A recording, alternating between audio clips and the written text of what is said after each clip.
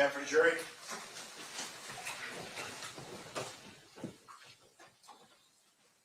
Okay, here comes the jury. It was selected last week. Here we go. Who's ready?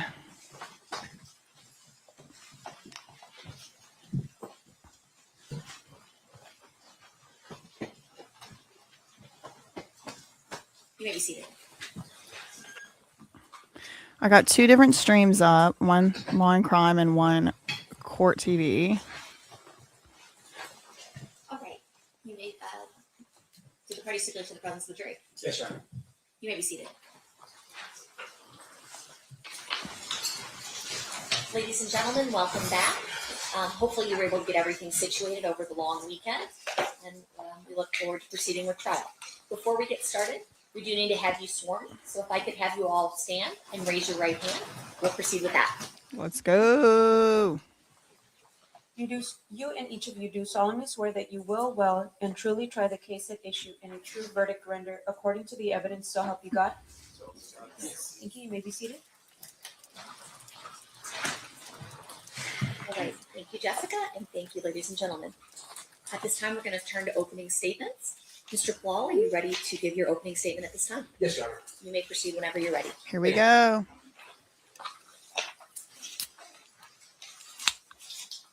Good morning. This is the one On he. September 7th, Okay. 1996, Tupac Shakur came to Las Vegas to attend a Mike Tyson fight. After the fight, Tupac, along with Suge Knight, Trayvon Lane, and other people that were with that group, ran into a person named Orlando Anderson. And Orlando Anderson is the defendant's nephew. And when they encountered Orlando Anderson sitting by himself, they attacked him. That attack was captured on video.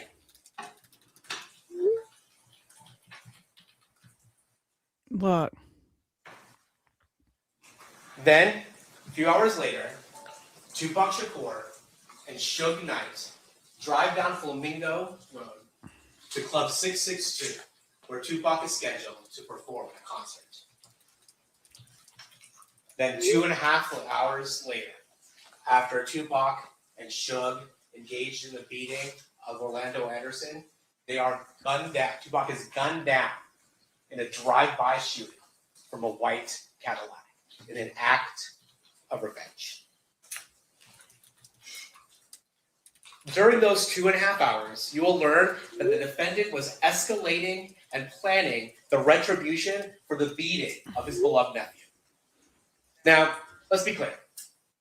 Dwayne Davis did not pull the trigger. But what he did do was plan the retaliation for the beating of his nephew. You will learn that Dwayne Davis got the gun. You will learn that he got into a white Cadillac. You will learn when the opportunity presented itself for retribution, Dwayne Davis made sure that the shooters were armed and ready to execute their revenge. And remarkably, you will learn that from Dwayne Davis himself. Oh, no. But to understand what happened on September 7th, 1996, on the streets of Las Vegas, we need to go about 275 miles west to the city of Compton. Okay. California. What you'll learn is that Compton is about 10 square miles. But in the mid-1990s, those 10 square miles were occupied by over 30 gangs claiming its territory. Ah. And important to this case, there are two gangs, Mob Piru and the Southside Compton groups. Okay. Let's talk a little bit about the Mob Piru. The Mob Piru is a group that associated with the color red. And you'll hear that Suge Knight, the person who was driving Tupac Shakur that night, grew up in the neighborhood of Mob Piru. But Okay. by the mid-1990s, he had become a very successful CEO of the record label Death Row Records. But despite, or maybe because where he came from, you'll hear that Suge Knight continued to employ Mob Piru gang members as part of Death Row. Okay. They would act as unofficial security, and other times they would engage in, let's call them other acts on behalf of Suge Knight. But Death Row in the mid-1990s was one of the most successful record labels around. True. They had artists such as Snoop Dogg, Dr. Dre, and of course, Tupac Shakur. And in 1996, Tupac Shakur was maybe the largest and biggest, most successful rapper around. He had just sold, released All Eyes on Me, a double album that was met with huge success. Additionally, Tupac Shakur was a movie star, having appeared in a number of movies and critically acclaimed roles. True. He has at times been referred to as an icon. But for the purposes of this case, what you need to know is that Tupac Shakur was not a gangster. He was a hip-hop artist associated with the Mob Piru. Okay. Now, the other gang that's important to know here is the Southside Compton Crips. Okay. And when it comes to Southside, Dwayne Keefe D. Davis was the leader of the Burris Street faction of the Southside Compton Crips.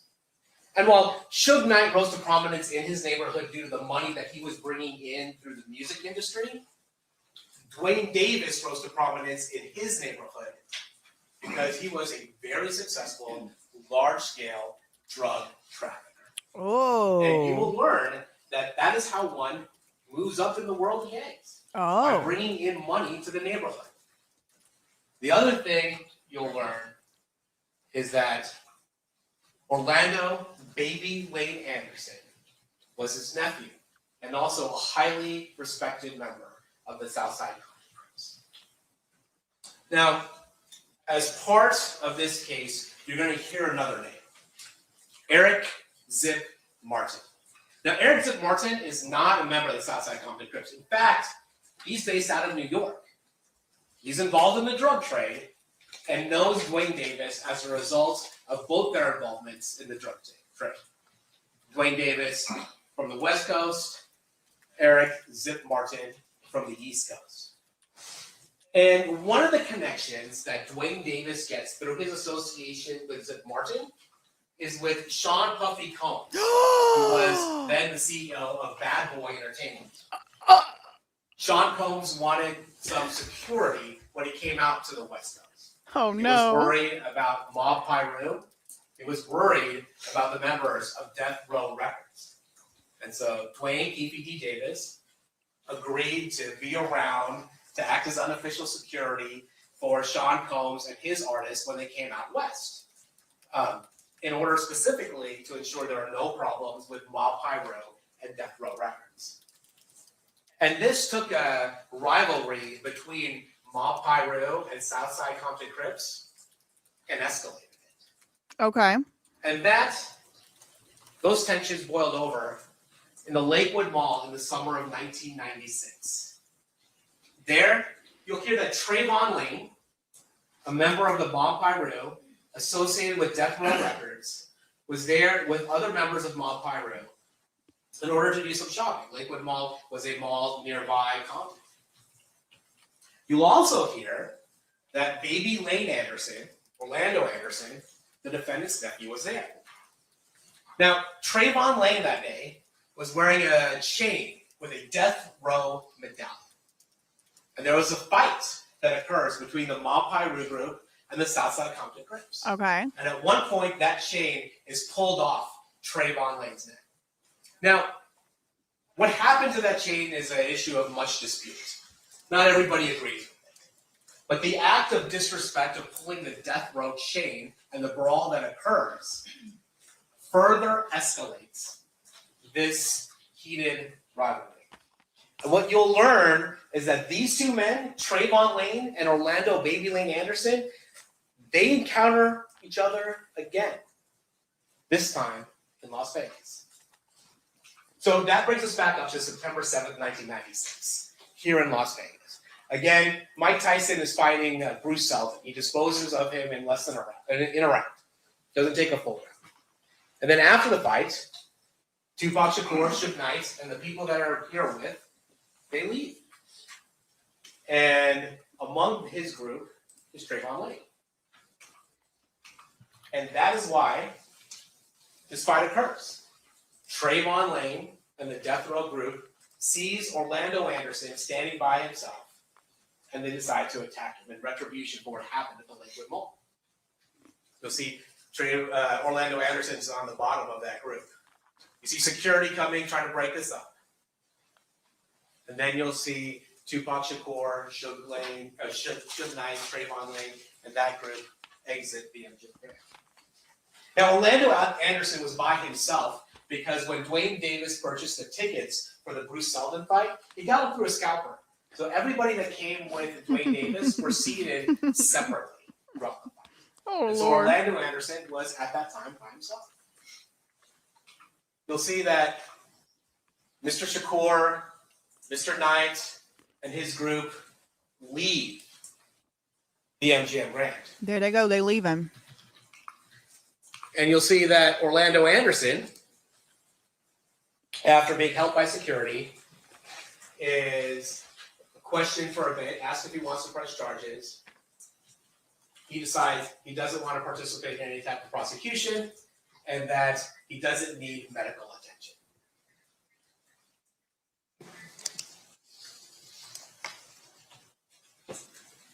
Dwayne Davis hears about this beating.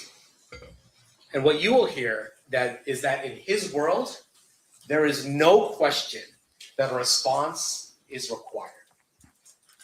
And you will hear from Dwayne Davis what happens next.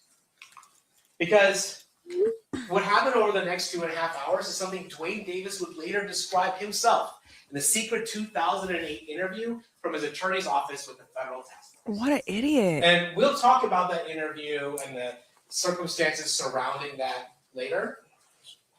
But we'll hear about what the next 2.5 hours was. So what we learn is that Dwayne Davis is upset about the beating of his nephew. And frankly, Makes sense. that's not an unusual response. What's unusual is the next steps Dwayne Davis takes. Unusual for the normal person, maybe not unusual for in-gang culture.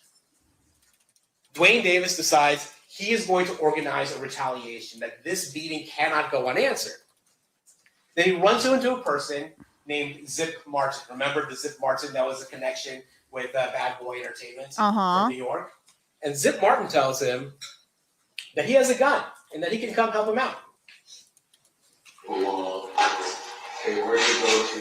What do you tell Zip right then? You tell Zip, hey, we're going to go handle this shit or whatever? Yeah, like, y'all want us to come? Like, you know what I'm that it was, they gonna get 662 Club. Who said that? Everybody. Everybody. Yeah, everybody. You want to come? Well, how do you know that Zip's got a gun? Did she tell It you? was in the lobby, in the lobby. Did you ask him? Do you have one or he just tells you, yeah, I got one? Yeah, that's when he asked, do we need some help? I said, yeah, okay, cool. I don't know what he gave you. Yeah.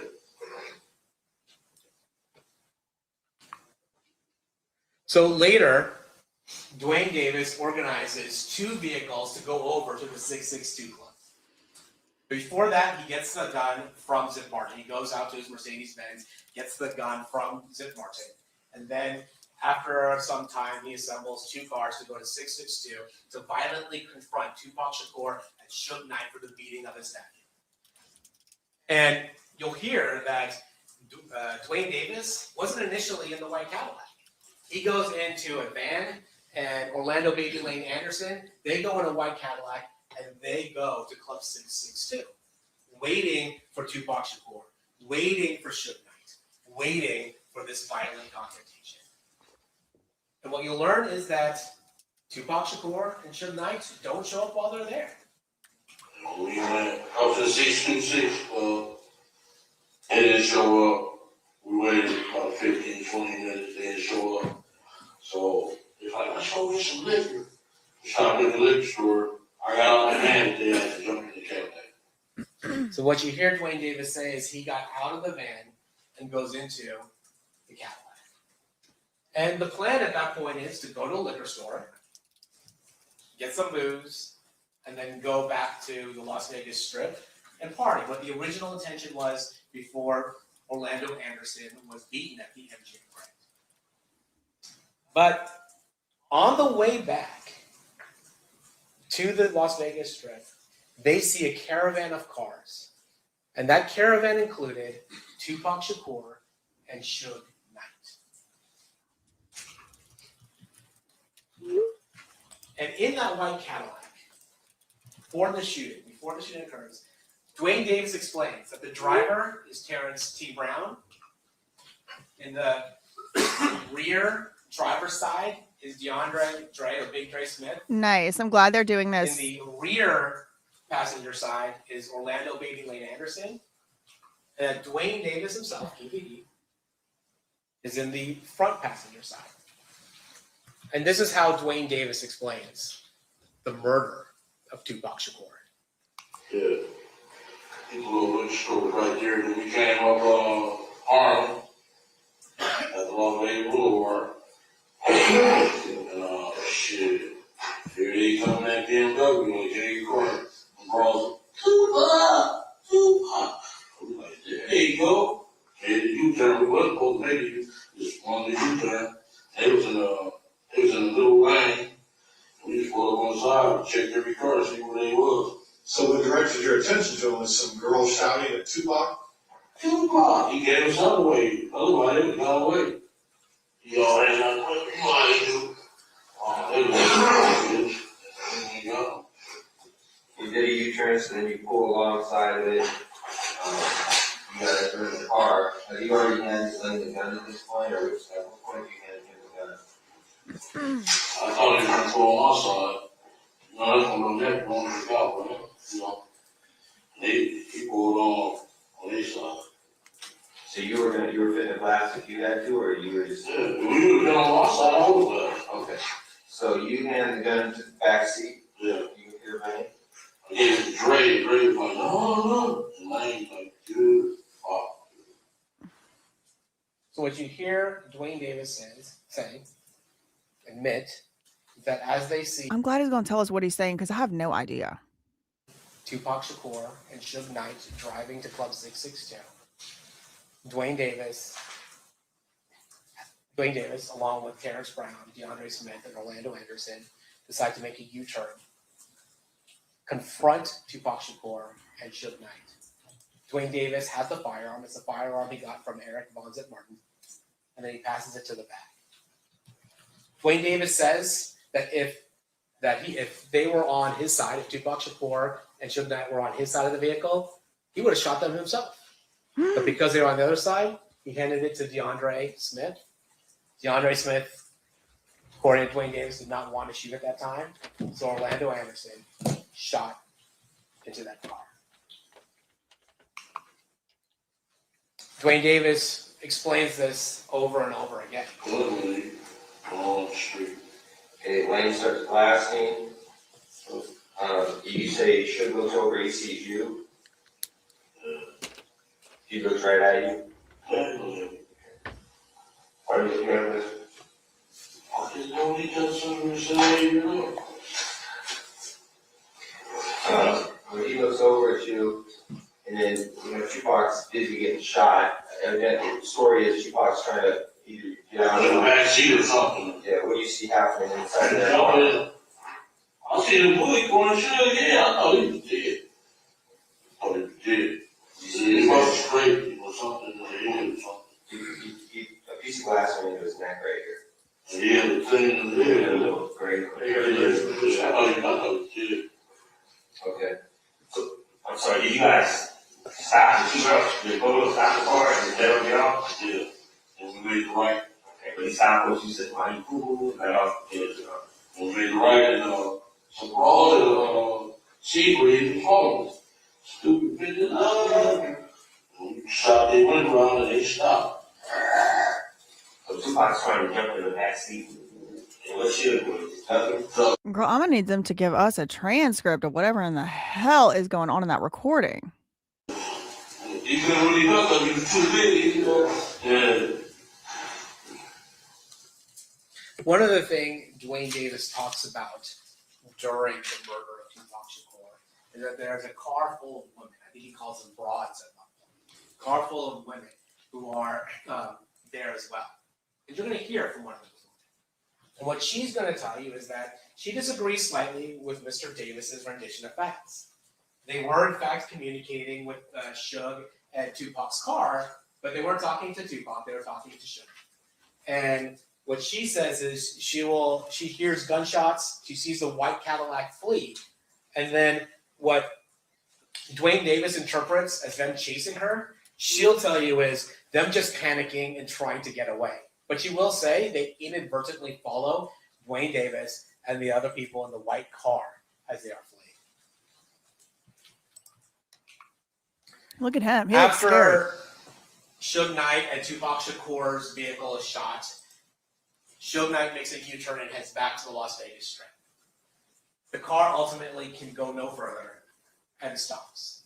Police arrive, medical arrive, and you will hear that Suge Knight was grazed in the head and had some glass going in his head. He ultimately survives those injuries and is released fairly quickly. You'll also hear that Tupac Shakur was shot multiple times, that he was brought to UMC, and that 6 days later, he succumbed to those injuries. And within 24 hours, the Cadillac and the assailants are back in Compton. They stay the night, and they drive right home as though nothing happened. But a war followed them back to Compton. Because while people were afraid to come forward to police, the police knew and the streets knew that Southside Compton Crips were responsible for this murder. And the war that follows at Compton is a bloody one. You'll hear that Mob Piru and Southside Crip members start shooting at each other. Within 10 days, 3 people are killed. A number of people are shot, including an 11-year-old girl. And How many people are killed? How many? None of those cases were prosecuted. Why? Because in this context, in the gang context of this, the combination of gangs and guns is scary. And in this world, silence means survival. The one person who has a hard time being silent is Dwayne Davis. You're going to hear from 1998 to 2023, Dwayne Davis has given a number of statements regarding this case. So, as early as 1998, Davis spoke to the FBI. He admitted he was in Las Vegas during Tupac's murder, but he denies being responsible. Then in 1999, Davis speaks to the FBI again.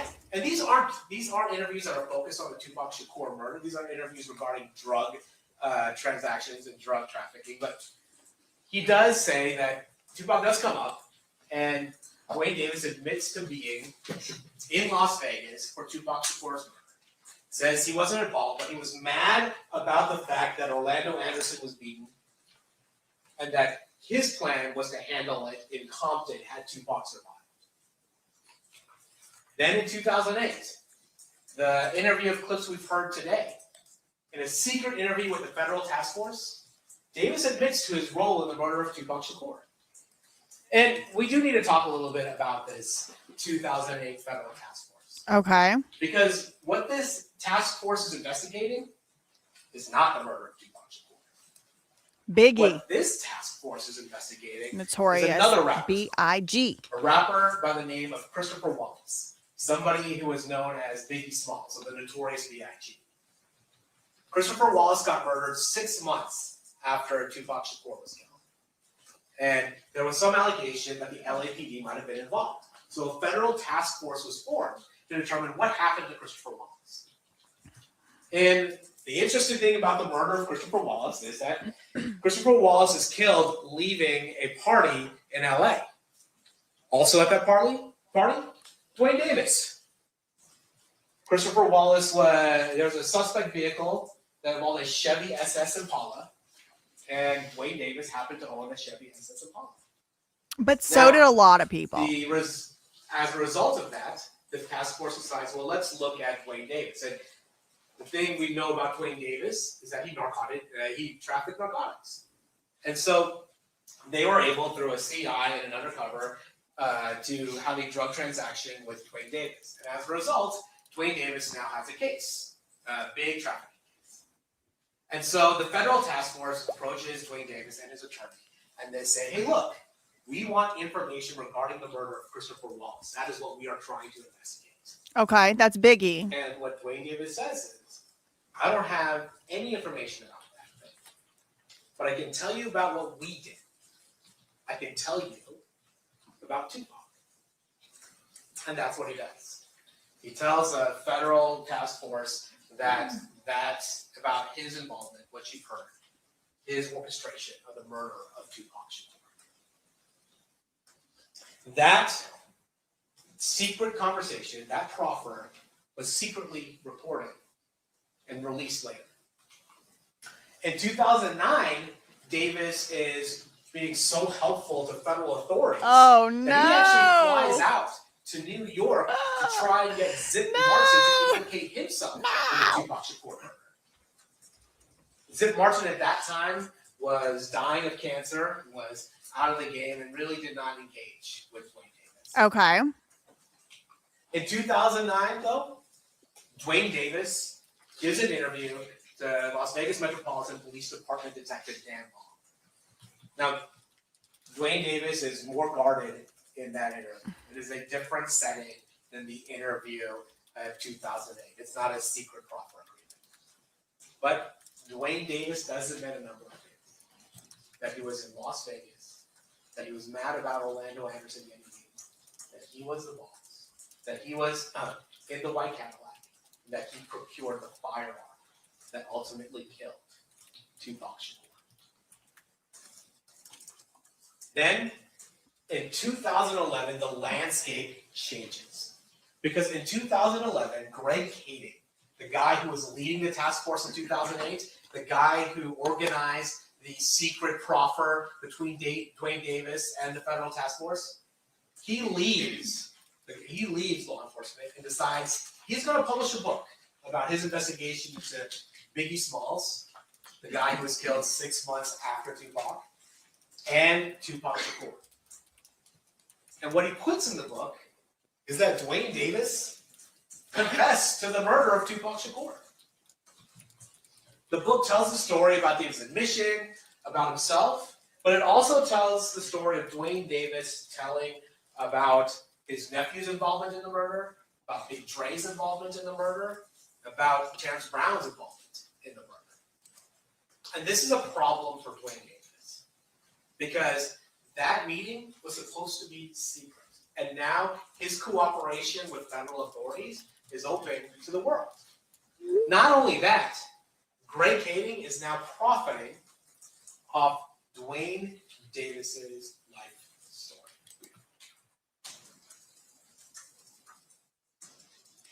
So, in 2017, Dwayne Davis decides to go public.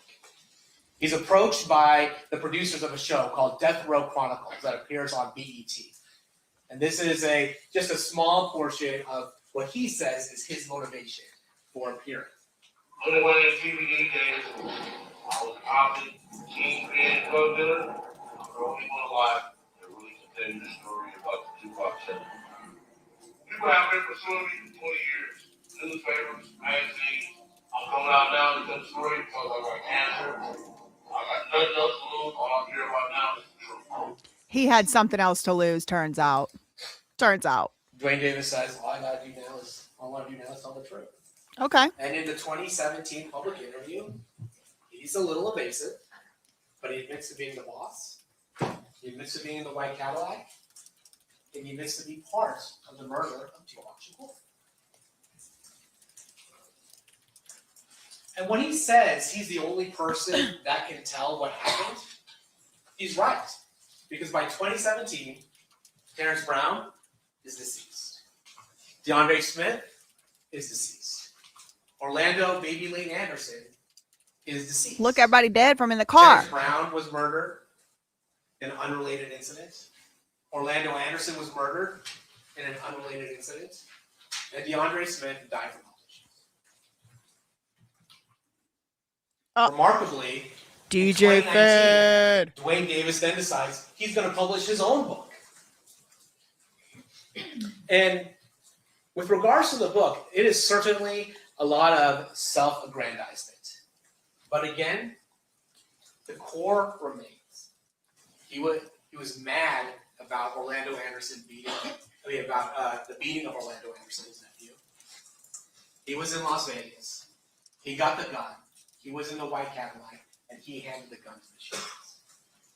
And what you'll notice is a constant thing that always goes through these statements is Dwayne Davis's visceral anger at Tupac Shakur for putting hands on his nephew. Yep. In Yes. the book, he says, them jumping on my nephew gave us the ultimate green light to do something to their ass.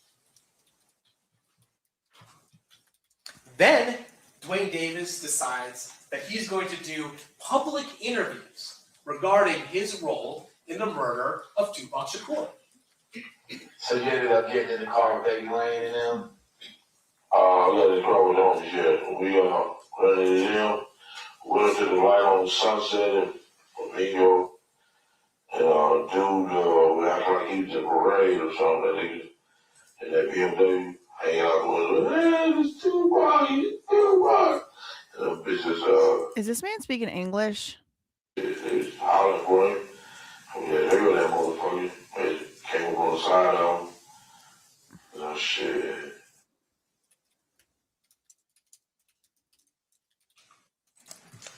Davis's public admissions mirror his private life. He admits to being a leader of Southside Crips. He admits to the significance of the fight over the death row chain at the Lakewood Mall. He admits to being in Las Vegas the night of the fight. He admits to being angry that Tupac stomped Orlando Anderson at the MGM. He admits that he was hunting down Tupac and Chuck, first going to 662. He admits that he got a Glock 40 from Eric Zip Martin for the purposes of hunting Tupac. He admits that he was in a white Cadillac with his gang members looking for Tupac. He admits to seeing Tupac in a black BMW and then changing directions, making that U-turn to confront Tupac and Chuck. Nice. He admits to putting the gun he obtained that night in the back seat of the vehicle so the shooters could shoot. And again, what remains, even as late as 2020, 2021, 22, is Dwayne Davis's visceral anger at Tupac Shakur.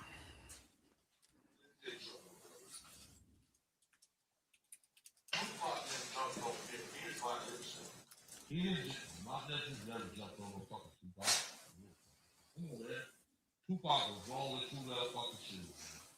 I mean, don't you think he was wrong? Honestly.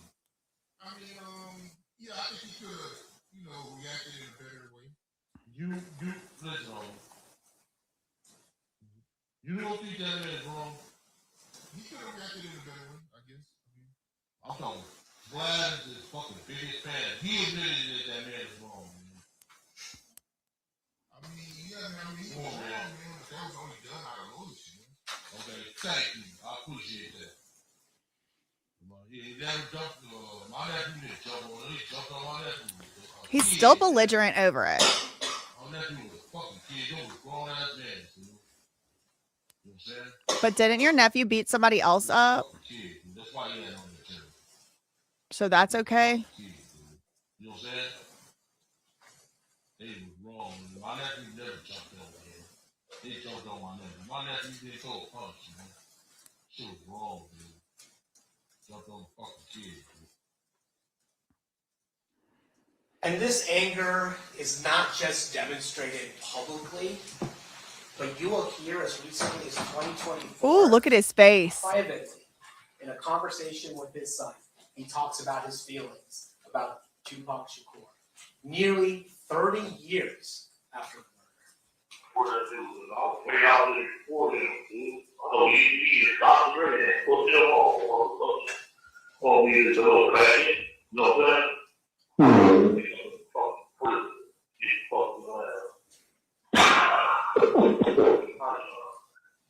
Oh my.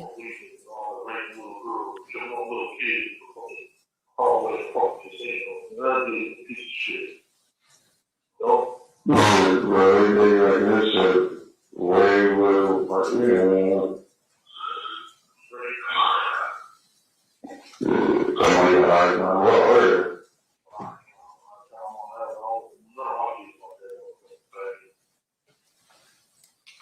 28 years later, that is the visceral anger that Dwayne Davis had for Look at this guy. He nodding. It did it in 2.5 hours. He took care of what he thought was the proper response. And 28 years later, he still is angry about what Tupac did. On September 7th, 1996, Tupac Shakur publicly, on camera, participated in a humiliating beating of Dwayne Davis's nephew, Orlando Anderson. Dwayne Davis knew that in his world, that required a response. And over the years, in private interviews and public statements, and even in private calls, Dwayne Davis has repeatedly told us over and over again about the anger he felt and his own role in the revenge drive-by shooting of Tupac Shakur. And now, nearly 30 years later, we're going to ask you to finally hold Dwayne Davis accountable. Oh, boy's getting a little nervous. See that foot tap? He's getting ready to come up there and do his part. Thank you. Okay, claps and snaps. Claps and snaps. Thank you, Mr. Paul. Mr. Stamps, do you wish to give your opening statement at this time? Yes, Your Honor. Good to say. I will say, I've seen better theatrics from an opening statement. That was kind of bland, but I've seen much worse. Of course, whenever you're ready. Okay, here we go. Now, this is Keefe D's lawyer. Oh, Lord. Come on, girl. He's about to go up and do his opening statement. Whenever you're ready. Thank you, Your Honor. Good morning. Good morning. We spent a lot of time, I think, when we were picking a jury to determine who would be the right jurors for a case like this. Obviously, we want people who are going to reserve judgment until the end, but really look at the evidence with a critical eye. Okay. Now, what the state has just told you what they believe to be the evidence in this case. But really, at the end of the day, you have to ask yourself if what they're saying is really truth or fiction, fact or fiction. I don't know if some of you recall, but I had asked the question specifically about what you were holding in your hands. And right now, for instance, you're all holding notepads and pens. That would be a fact, right? I like And this in lawyer. Case, for instance, I had asked before about the idea of, I can just do this, right? Let's see. Microphone. I'd ask some of you if that microphone was buried and dug up 30 years from now, would it still be a microphone? The answer is yes. And the reason why that's important is because in this case, what they are telling you, they're representing it to be a fact when it really is fiction. And it's up to you to determine what the facts are in this case. Now, I'm going to give you a timeline here for you to understand just a little bit of how this is going to work, because there's so much evidence in this case that we have to sort of compartmentalize some things. And what I've done is really just sort of focused on the 3 detectives that work this file from beginning to now. Okay. First detective you will hear about is Detective Becker. He works the file. He's the original detective on the scene. Detective Long takes over the case for about 15 years or so. And then it ends with Detective Mogg, who presents this to the grand jury in 2023. Okay. But why this timeline is relevant is you have to see the span of time for yourself. 30 years. That's almost my whole life. And ask yourself this: what facts do they have after 30 years? Now, Detective Becker does what every homicide detective does when he arrives on scene. He's assigned to the case. He starts his investigation. At that particular time, though, Tupac Shakur was not dead. He was critically injured. He was at UMC. Right. And it isn't until 6 days later that he passes away. But Detective Becker starts his initial investigation because it's pretty serious. And as a result, he just takes over the investigation. What he will testify to is that Flamingo Polo on a Saturday night in the middle of a fight between Mike Tyson and Bruce Seldon, it was very busy when he arrived. And he arrived at a time where he was able to determine cartridge casings, .40 caliber, that was found at the scene. Okay. That's another fact for you. Fact. But at some point they're going to learn, he learns that potentially it was a Glock 40 that was the actual firearm that was used in this case. And then when crime scene analysts arrive on scene, they document the evidence. And they document the cars. That will be important, and you'll determine at some point why the cars are documented. And with regard to Detective Becker, what he'll tell you is police officers write reports. Critical. Hugely important. Why? Why? Because at some point in the future, like in this case, 30 years later, Look at his hand Detective tattoo. Becker will not remember details like he would if he had what? His report in front of him. And that's going to be important for you to consider in this case. Now, what Detective Becker does, though, is because of the outcry, the attention, the media focus on this case, he took his file and he secured it in his office under lock and key. Because he was worried about leaks in Metro, leaking information out to the public, because so many people wanted to know answers to the question as to what happened and who did this to Tupac Shakur. Okay. Now, what you're going to find is, when Detective Becker testifies in this case, that a lot of his reports are now missing. They're gone, Where'd they go? which is Metro's responsibility to hold True. and to pass on to the next detective, and then finally to the next detective. That's true. Now, Detective Becker also did not trust Compton PD. Why is that important in this case? Because there's an individual by the name of Reggie Wright Sr. Uh-oh. He was a lieutenant working in Compton in charge of the gangs in Compton. Oh, good. Investigations. His son is Reggie Wright Jr. He was the head of security for Death Row Records. The same security that was here in Las Vegas Wow. on the 9th of September 7th, 1996. Death Row Records was affiliated with Mob Pyru Blood, and detectives Ladd and Brennan from Compton answered directly to Reggie Wright Sr. Becker did not trust Compton PD. I don't trust them either with that The info. one thing that he really didn't trust is that most of their information came from confidential informants that were not reliable. And he'll tell you that. And because of his intuition, Compton PD was shut down in September of 2000 due to internal corruption.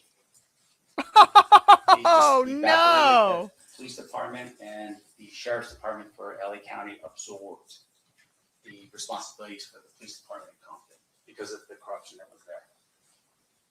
Now, what facts, right? Just like the pads of paper that you have in your hand and the pens that you have in your hand, what facts can we determine from Detective Becker's efforts? First and foremost, we know that Tupac was shot multiple times. That's a fact. That can be proven. We know that it was with a .40 caliber firearm. That's a fact, due to the cartridge casings. On the corner of Flamingo and Cobalt. That's also a fact, right? We're on board so far? We know the date, September 7th, 1996. That is a fact. At 11:17 p.m., we know that to be a fact as well.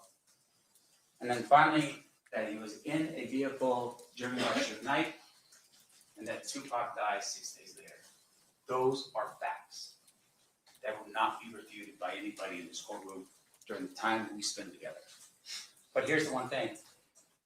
There are no facts to point to Keefe. Not one. Well, the fact he admitted it, that's a You're gonna fact, hear about buddy. this over and over and over again. No facts like the microphone in your hand or the pad of paper that you have that you write on. What about the fact of those Detective interviews? Long takes over the case in 2002. Okay, next He detective. has it from 2002 to 2017. He was, interestingly enough, on the gang unit, and at the time of the shooting, he was in gangs, and he had been one of the first to arrive on scene. he will testify and tell you that every time he did something on this file, he wrote a report. Because that's important. That's what you do as a police officer. And he conducted follow-up interviews, and he made some travel to Compton. He will tell you those things. That's his role in all of this. But here's the thing. Detective Long also encountered some challenges in this case. They had to hide the case file with Metro because people were still accessing the file in Metro, and they weren't authorized to do so. Wow. So they changed the case number so that people couldn't find the file. Oh boy. In addition to that, what you're going to learn is LAPD reached out to him, called him up and said, hey, Detective Long, we have the gun. And we tested it, and it matches back to what you're looking for in terms of the weapon that killed Tupac Shakur. Detective Long goes to LAPD, gets the gun, transports it back, gets it tested, and it comes out as not a match. LAPD tells him after, we gave you a fake gun to test you out. This is the level of, I don't know how to put it, that was going on during this time period between Metro, LAPD, and Compton. That's crazy. This is what's happening during this time period. Wow. Leads, according to Detective Long, became very scarce and stale, meaning that it was just taking a long time for him to follow up with people. Witnesses became unavailable. Why do you think that is? Because of Threats. time. So as a result, Oh. memories started failing because of that time. So Detective Long had these challenges. But here's what Detective Long does. He interviews Keefe in 2009. Sits him down, has an interview with Keefe, just like the state said. And guess what happens? Detective Long doesn't even know that Keefe had actually spoken to a task force the year before. Okay. How is that possible? Metro is the agency responsible for the investigation of Tupac Shakur's murder, and they don't even know about this. No one in that room in 2008 told Detective Long or Metro what was going on. And you know who was in the room? I don't want to interrupt him, and stuff. I've been trying not to, but the issue here is he just got through with telling us how everybody was so corrupt, you couldn't trust anybody or anything. And now he's like, why wouldn't the FBI tell the local cops? Well, dude, you literally just said they had to put stuff under false numbers because people couldn't be trusted. So that actually tracks and makes sense to me that the FBI wouldn't tell the LAPD FBI gang task force or whatever. You had FBI in the room. You had DEA in the room. You had LAPD in the room. You had the United States Attorney for the Central District of California in that room. This isn't that weird to me. They didn't And tell. Detective Long does not know about any of that. Makes sense to me because What you of what he also said. learn is out of all those people in that room, not one person verifies what TPD tells them. That the FBI, the gold standard of investigation in our country, did not go out and follow up on what was said. Now, one of the things the state showed you was a picture of a car and indicated there was 4 individuals in that car. Mm-hmm. And he tell you that at some point, 3 of those individuals are dead and Keefe's the only one that's remaining. But at the time that he gives his statement to the task force in 2008, there's another individual that's still alive. Who? They never interviewed that individual to verify if that information was true. Why not? Because the FBI just fell asleep, that the LAPD just didn't care. Keefe was never charged for any of what he said. Well, he had a proffer agreement. They literally Because promised they not knew to. He was full of crap. Otherwise they would have. Why wouldn't they? Because he had a proffer agreement. When Detective Long comes back to Las Vegas, he goes and he talks it over with the Clark County District Attorney's Office. You know what happened then? They didn't charge the case either. In 2009. Ask yourself the reason why that is. It's because they just didn't care about Tupac Shakur or his life? Or is it because they looked into it and realized we can't verify this information, we don't believe this to be true? 2 issues with this, what he's saying. Number 1 issue, they were legally barred from prosecuting him because he said, because he had they promised they wouldn't. They gave him a proffer. That means they're not going to prosecute. Number 2, there was new evidence that's come up, and that would be his literally confessions, his multiple repeated confessions on podcasts and in his book. Like at some point, you keep telling people you killed somebody in your book and on podcasts, you're going to be prosecuted, whether there's evidence or not. Now, that being said, this lawyer's doing the best he can with what he has. I don't know what self-respecting lawyer can take somebody's case when they've gone all over the place for the last 10 years admitting they killed someone.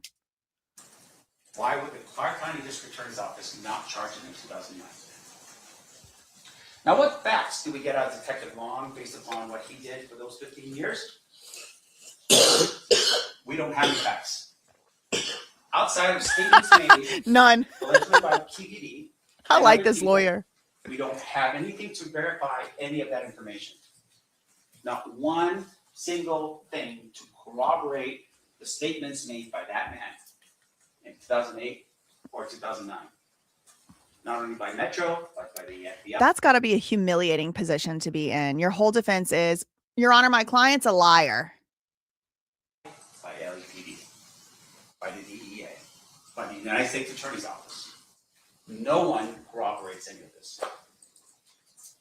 So, 2017 comes along, and an entity called the Center of Investigative Reporting, they file what's called a FOIA request with Metro. And what that means is, FOIA is the Freedom of Information Act that allows or requires government agencies to give up information if you ask for it.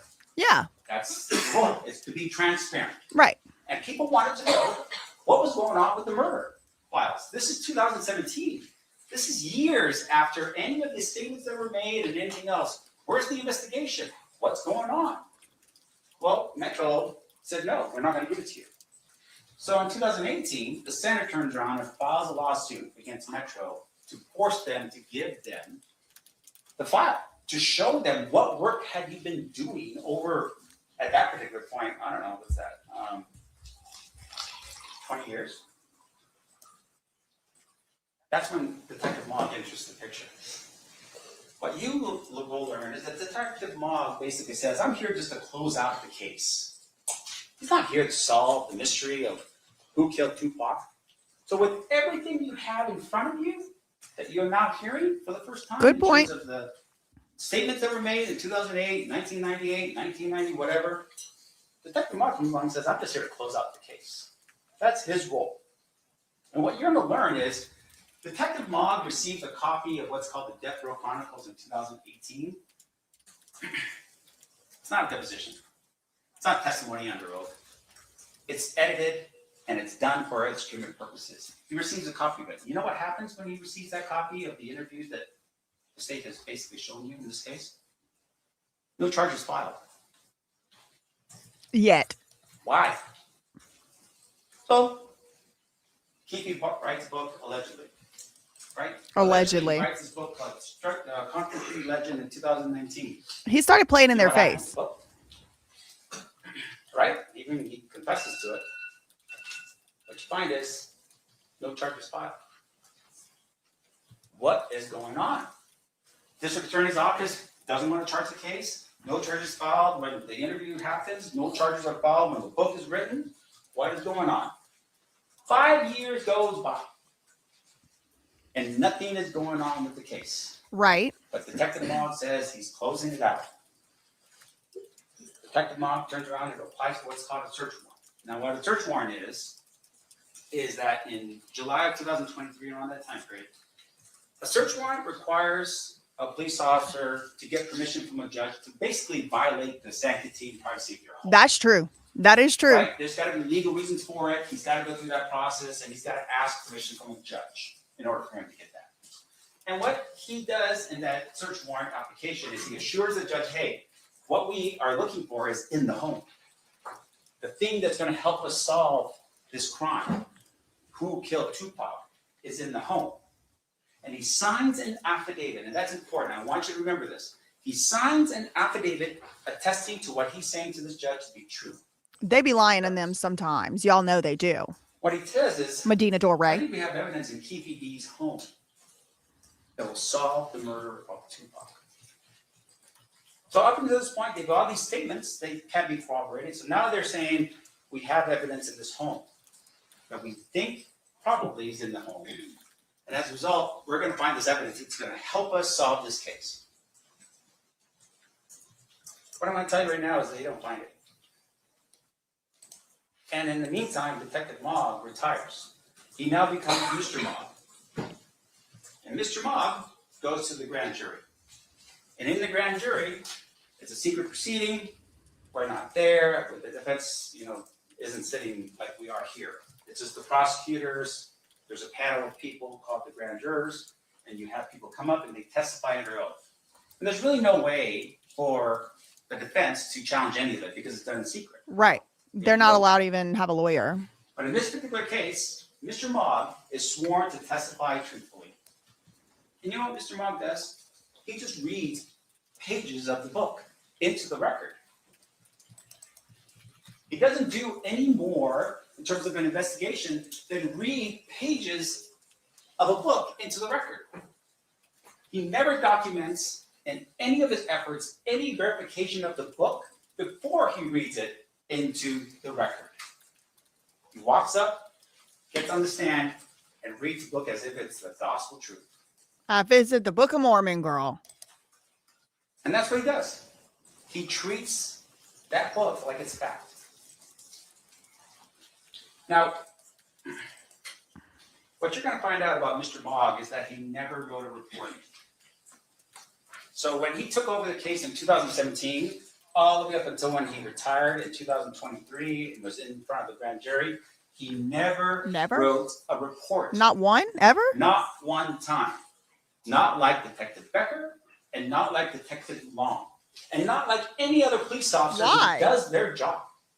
This man never writes a report. In fact, what happens is he transitions, right? He's a Metro detective, he retires, and then he gets a job working as an independent contractor for the district attorney's office as an investigator. And as an investigator, he doesn't have any police power. He continues to work as a lead detective on this case. Even though the procedure is you hand your file and your officer's report to the next detective in line. This case stinks. That's how this works. But he keeps the file for himself and he starts billing against the file after he retires as a detective with Metro. Because now he's an independent contractor. That's important to know. Yeah. Why is that important? Yeah. Because what the evidence is going to show you is that he backloaded his work.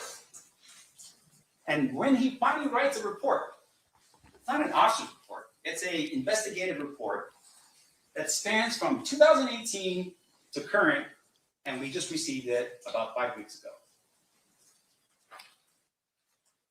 The importance of capturing everything you do, the accuracy that you would need to be able to be in court on a murder case, not some type of college paper that you forgot to do and then the last second just put something together and, get it out the door. Mr. Mogg does not do any of that. That's going to be important later for you to consider. Because according to that report that he submitted 5 weeks ago or so, he never verified the book.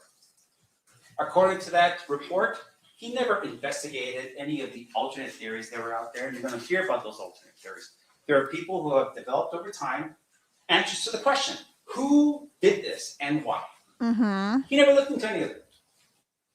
Which I think, at the end of the day, don't you want to see what's out there to help you with your investigation? And according to his report, he did more on the case after he became an investigator than he did before when he was a detective. What I'm going to tell you right now is what you're going to find when you listen to all the evidence that his work was biased, sloppy, and incomplete. Oh. Those are the three things you're going to determine for Mr. Mogg. Oh.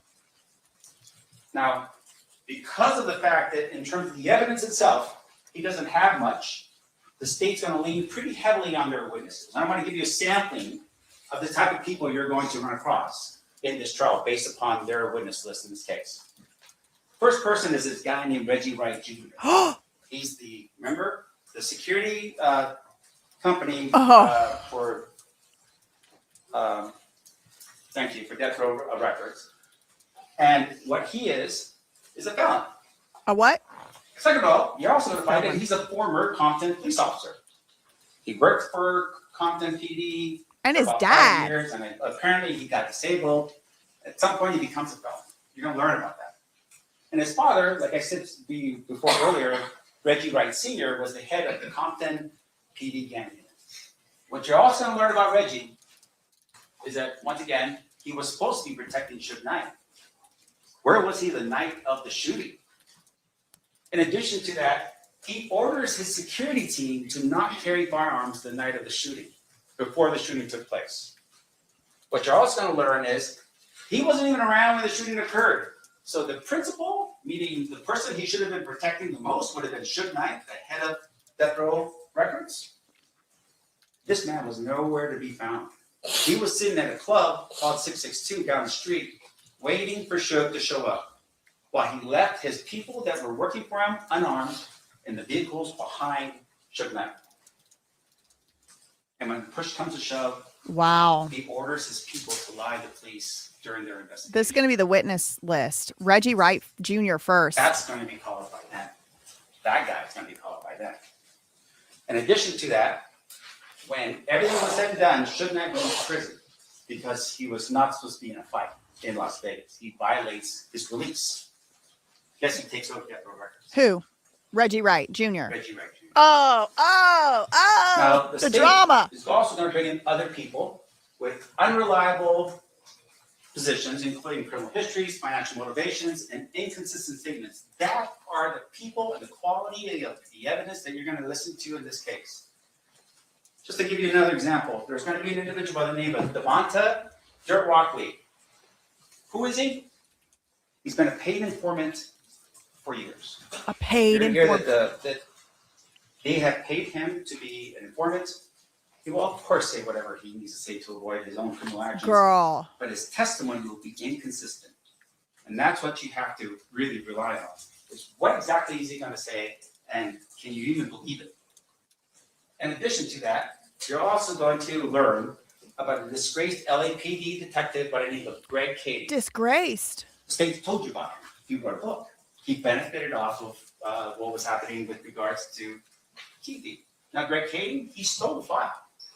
Stole What it. you're going to learn is he actually stole the file. He took the Tupac and the Biggie case files and walked out the door. This is an LAPD detective that they are using, or one of the people that they're going to be focusing on to establish their case. He writes the book, and then he holds himself out as the person who solves the murder. That's Greg Cady. That's the LAPD detective. Look at Keefe.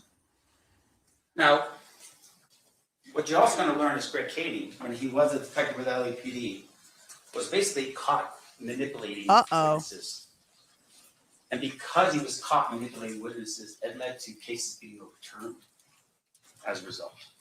There was a court finding on this issue. A judge determined that. And there we go. That's Greg Cady. That's a witness in this case from that. Now, your challenges, right? I mean, gosh, we're sitting here, there's cameras in the room. I mean, things going on. But it's really time. Like, how do you, as jurors, try to figure out time on this case? There's been so much time. Delays. By who, though? And there's corruption. How do you look at your information that you're receiving? True. With anything more than just like skepticism. Like, you're gonna look at this stuff and be like, well, I mean, you have a motive to lie. You have a motive to tell or deceive. And it's because at the end of the day, there's not actual facts. When you get past all the talk and me talking, just look at the actual facts. What facts do you have to support any of what KPD said or any of his interviews or in the book?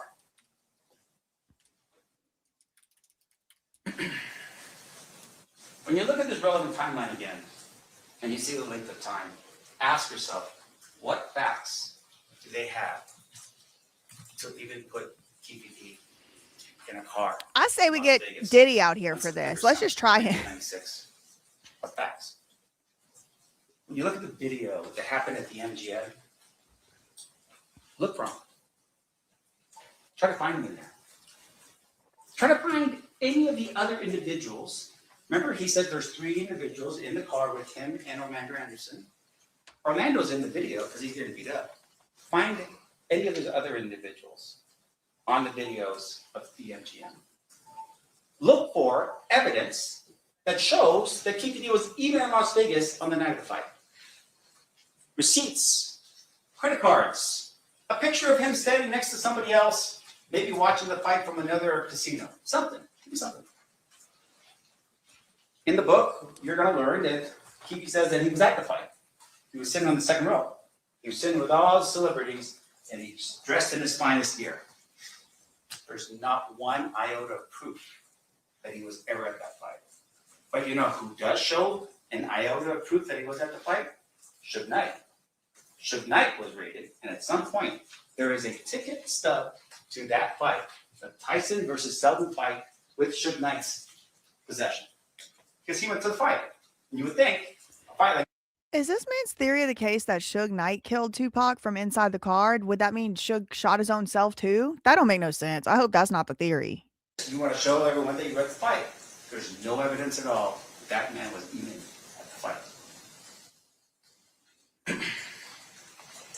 When we take fact versus fiction, really at the end of the day, what you're going to hear from witnesses that will testify to this is that Kiki D was known to do this. Bullsh. That's the testimony you're going to hear in this case. I'm That's telling Mormon Jesus on him. what you're going to hear about that man right there. And so you have to ask yourself the question, if I just say things, is that going to end up being one of those things where I'm going to be headed up for a murder if I just keep repeating a fiction? I keep repeating that? The answer is no. You have to corroborate everything I say in order for it to be true. Otherwise, it's just that, or fiction. And at the end of all the time you spend together, what you're going to find is that the state cannot prove to you beyond reasonable doubt the claim that Kiki had anything to do with a first-degree murder with use of deadly weapon. There's no facts to that matter. Thank you. Thank you, Mr. Sam. Okay. State, at this time, are you prepared to proceed with your case in chief, or did you need a brief break? Just need a break to bring the evidence in, so maybe give the jury a few minutes. Sure, we can do that.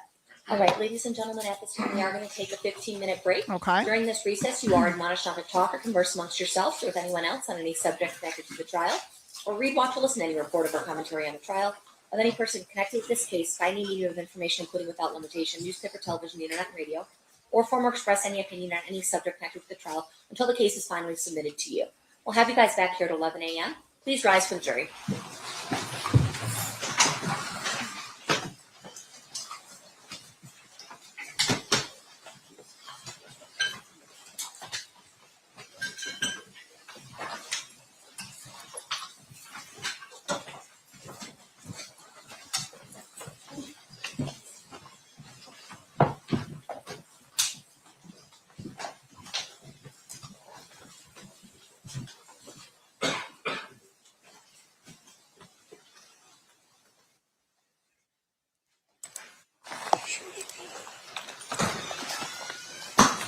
For the record, the jury has exited the room. Is there anything we need to address outside the presence? Hang on. Okay, you guys are just going to work on marking those exhibits so it goes a little smoother. I was gonna bring the box in, we've already given our list and marked, and then I just need to grab the exhibits for the witnesses today. Sounds good. All right. And then we'll give you about an hour, or when we return about an hour and 15 before we have the break. Okay. We We're only have still 2 on the boxes. record, so everybody One more still time, needs to too? remain quiet. I have to stop at 12:15. He looks familiar, this guy. No, I'm just saying, we may be done before 12. Oh, got it. Okay. Please, Mark. We'll be in minutes. Okay, well, we did it. We made it through. We made it through the opening statements. What the hell? What? There was some stuff that I knew. There was some stuff I did not know. So I did take some notes. I guess I'll start like a Word document, and I don't know, maybe like put a book together and put it on Patreon or something, girl. But all right. So right out the gate, I was a little bit surprised. Not to hear Sean P. Diddy Puff Daddy Combs' voice. Voice. Wah wah. I wasn't surprised to hear Sean P. Diddy Puff Daddy Combs' name mentioned. I was surprised at how fast his name came up. I did fast forward. That is, yeah, they're still on their break. See, still on the break. But I do have it up still. So let me have my little notes here. Okay, so some things that came as a surprise to me. Hold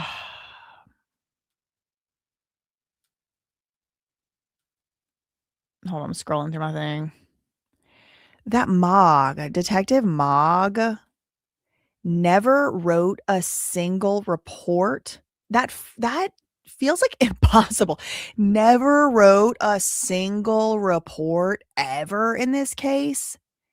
Until he was no longer a detective with the Metro, which is the Vegas police, but then he became a DA investigator, like a third party like an independent contractor. And he would work with the DA. And at that point, after, he was no longer a police detective cop, he was working with the prosecutors. Then he started to compile reports. And I do agree with Keefe D's lawyer on at least one proposition. And that is there's an accumulation of challenges that the jury does have to deal with. And these challenges include how much time has gone by. There have been delays. Who has delayed this? Well, not Keefe D.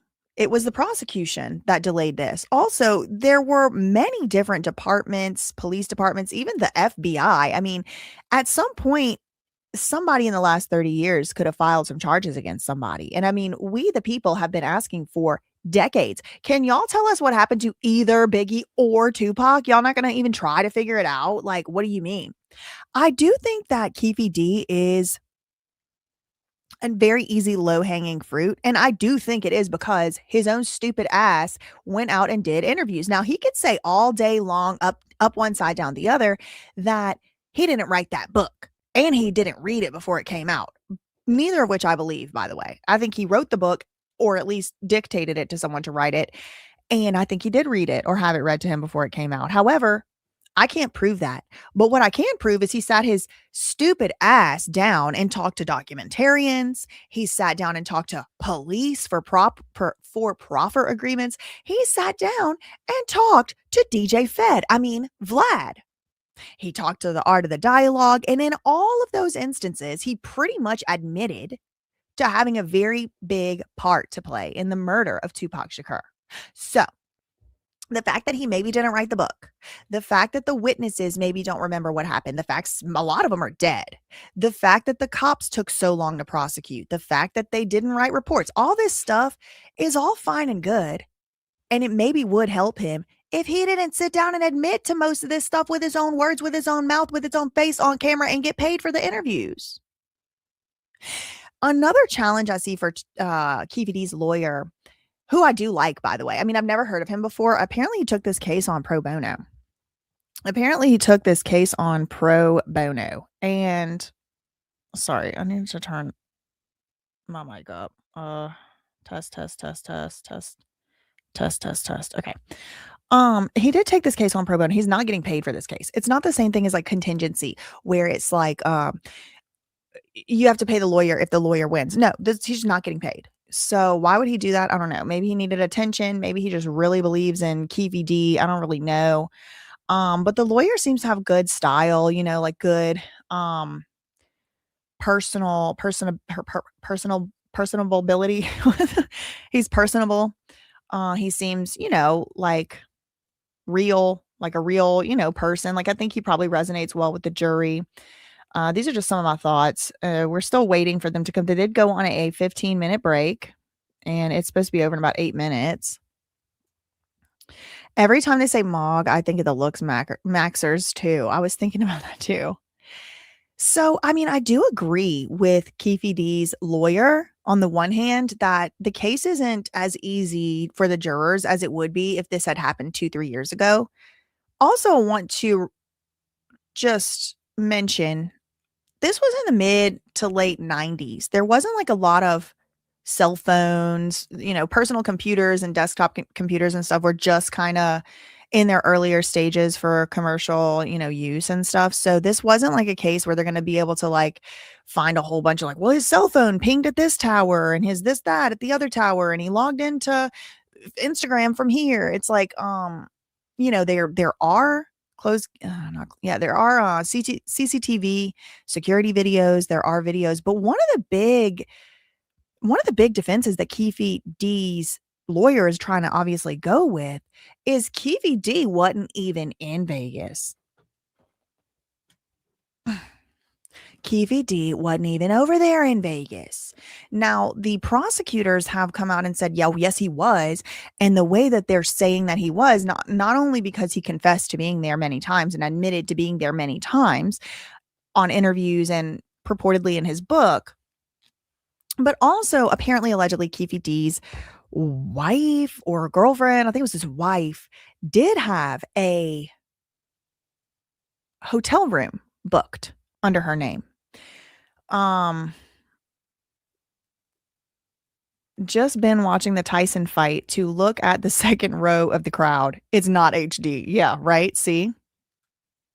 Mr. Funktastic said, it's been very well known Orlando was the murderer. It was pretty obvious, but the rest of the info wasn't as known. And with Orlando dying, it kind of died with him until Keefe D decided to talk. Thank you for saying this, because while I try to go in the, not middle, but I try to be fair to all sides and things like that. But one thing I have to say about Keefe D's lawyer and the argumentation that he is presenting is he's like, why wasn't this charged? This person had files, that person had files, this department did an interview, that department did an interview, this, that, the other. Well, first of all, the one in 2008, literally they told him they would not prosecute him. So they cannot. That's what happened to Bill Cosby. Bill Cosby did sort of confess and admit to certain things under the auspices or the promise of, not being prosecuted for it. Then somebody prosecuted him for it. His whole thing got overturned. He got to walk out. Okay. So that could happen. If they tried to prosecute Keefe D based on that 2008 proffer agreement interview. But also, they probably wouldn't have prosecuted him unless he went out saying all this stuff. It wasn't just one documentary. It wasn't just one documentary and one book. It wasn't just one documentary and one book and one podcast. It wasn't just one documentary and one book and one podcast and another podcast. No, this went on for years. I'm sorry. I'm just totally fine living in a world where someone can't just continuously go out and admit that they had something to do with orchestrating someone's murder and not get prosecuted for it.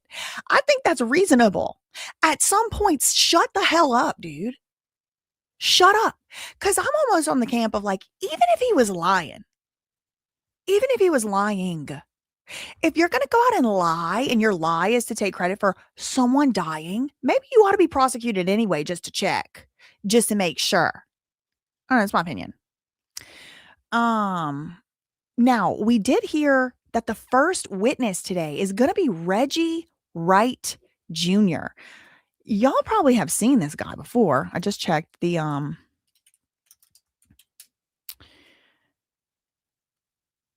oh man, look. Okay, so this is an article. I just checked the trial. Look, they're still not back yet. The volume is on too, so y'all will hear it when they come back. Former death row security chief calls Keefe D a liar ahead of the Tupac trial. Now, normally calling someone a liar would be a bad thing, but don't forget, please, we are in the upside down. So Keefe D actually needs to be known as a liar so that he doesn't get convicted of murder. Okay. His whole defense is he's a liar. He's got his lawyer up there saying he's a liar. Okay, that's his whole defense. He has to be a liar because if he's not a liar, then he was telling the truth in that book. Then he was telling the truth in those interviews. Then he was telling the truth in those documentaries. So he has to be a liar. So here's the supposedly, I mean, according to Keefe D's lawyer, he's not right there yet, but according to Keefe D's lawyer, his own client, Keefe D, is a liar. You can't listen to nothing that this liar says. So also according to Keefe D's lawyer, this guy, Reggie Wright Jr., is the first witness up today. Now, prosecutors, I do think, have some type of leeway as to the order of things. But once it's kind of like in place, I don't think they can just be willy-nilly changing stuff. Reggie is a prick. The couple times I talked to him, he always acted like an ass. These security guys, I mean, they're good for some things and they're not good for other things. I'll say that. Okay, so he called Keefe D a liar, the former head of security. Let me turn this on reader view. Death Row Records. Reggie Wright Jr. Now, he is supposedly going to be being brought up as a witness in this trial. He is responding to allegations from Dwayne Keefe D. Davis, the man accused of orchestrating the murder of Tupac. In a rare face-to-face interview from jail, Keefe D., the person on trial, told 8 News investigators that he thinks Reggie Wright did the murder. Now, this is like such an incestuous mess because the Compton Police Department was completely shut down by the feds because of corruption. They're just completely shut down. Okay. And the guy who was in charge of the gang investigations at the Compton Police Department at this time was Reggie Wright Sr., Reggie Wright Jr.'s dad. So, I mean, was he one of the corrupt ones? But Reggie Wright Jr., all the while Reggie Wright Sr. was the head of the gang unit of the police in Compton, Reggie Wright Jr. was the head of security for the biggest gang that possibly even anybody had heard of at that time, which is the Bloods, the Mob Piru, which is what Death Row Records is affiliated and associated with. Now, it may come as a surprise to you. There was a time, a very short and brief time, where supposed, modern day hip hop in the early 90s, late 80s wasn't always directly, especially by the public, associated with like gang activity. That really solidified within the public consciousness in the early to mid 90s and was certainly established by the late 90s. And so today it's kind of like, oh yeah, they're all flashing gang signs all the time. That was not always the case. Now, there's whole side conspiracy theories, which I actually kind of believe. Oh, back on record. We're back. State versus Davis. Anything we need to address before bringing the jury in? No, Your Honor. Which I kind of believe that the CIA did all of this, and that's why nobody got in trouble. CIA, FBI, all that. That's why nobody got in trouble for so long. And that's why nobody probably ever would have been in trouble. But stupid asses like this dude kept coming out and running their mouths. And the public kept being like, justice for Tupac, justice for Biggie, which is obviously valid. They had to make a move. Now, that's a conspiracy theory, but I do believe it. All right, let's bring him in.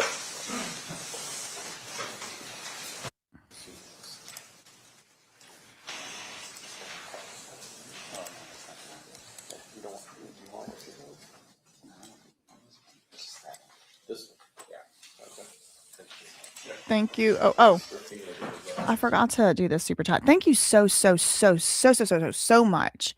03907D for the $199 super chat. It was a $200 super chat.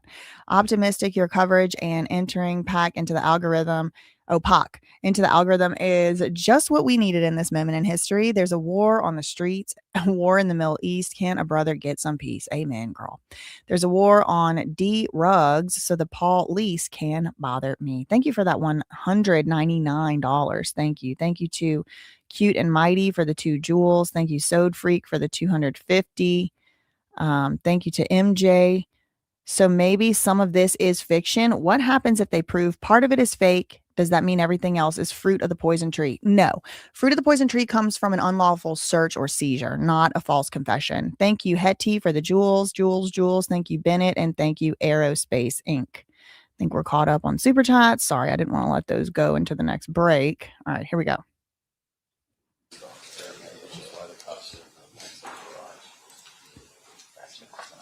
This guy looks so familiar. This one right here. Yeah, it's like, thank you. Hey, 30 years later, we'll figure out the facts. Don't worry. We'll get there. He's sassy, the lawyer. He's like, it's only 30 years later. We'll figure it out.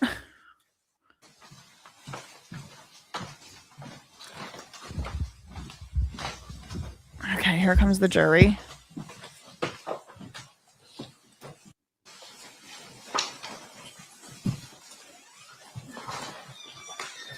Did the party stipulate to the presence of the jury? Yes, ma'am.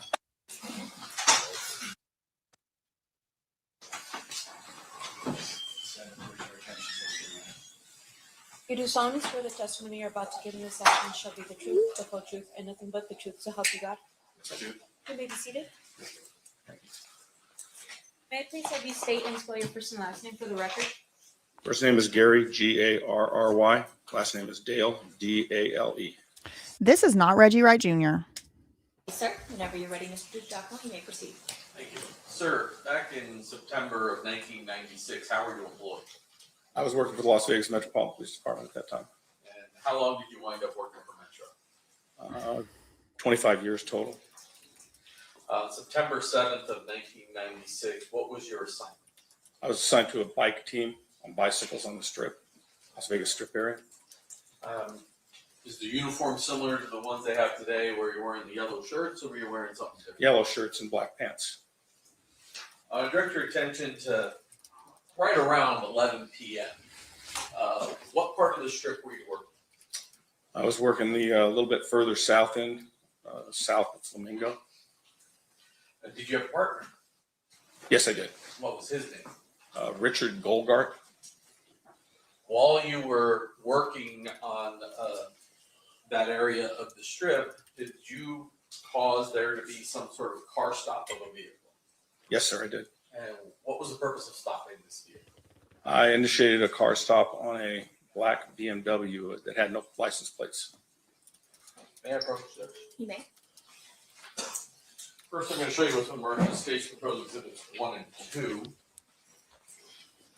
Now, there's some obvious markings on here, but these appear to be two aerials of the Las Vegas Valley from generally around the time period of the 2096 area. Yes, sir.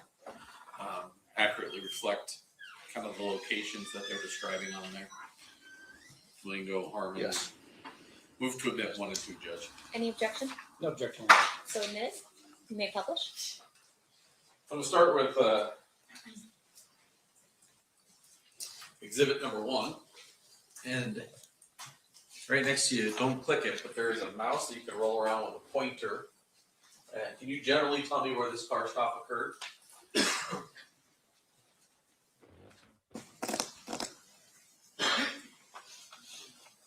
It won't work because you're doing it off of your computer. I have it plugged in. It works. There it goes. So it will work. Trying to wrap around the boulevard here. So if I told you that red dot's Harmon and Flamingo, or sorry, Harmon and Las Vegas Boulevard. Yes, sir. A car stop was right around, I believe it was right around this area. So just south of Flamingo on Las Vegas Boulevard. Yes. When you approached the vehicle, did you recognize the occupants? No, I did not. Why did you stop this vehicle? It had no license plate on the back. When you approached the vehicle, did the occupants communicate with you? Yes. And did you, at that point, did you learn their identity? They told me who they were, but just as identifying them, not. Did you know them? No, I When they didn't. told you their names? They told us their names because we asked them their names, but I didn't know. I had no knowledge of them before that. We ID'd them. As you sit here today, do you recall who they were? Yeah, Tupac Shakur and Marion Knight. May I approach? May. Showing you grand jury exhibit number 3. Is that how the two of them appeared to look that evening when you approached them? Yes. In particular, Mr. Shakur is wearing or has on a very large gold necklace. Yes. Did you talk to him about that necklace?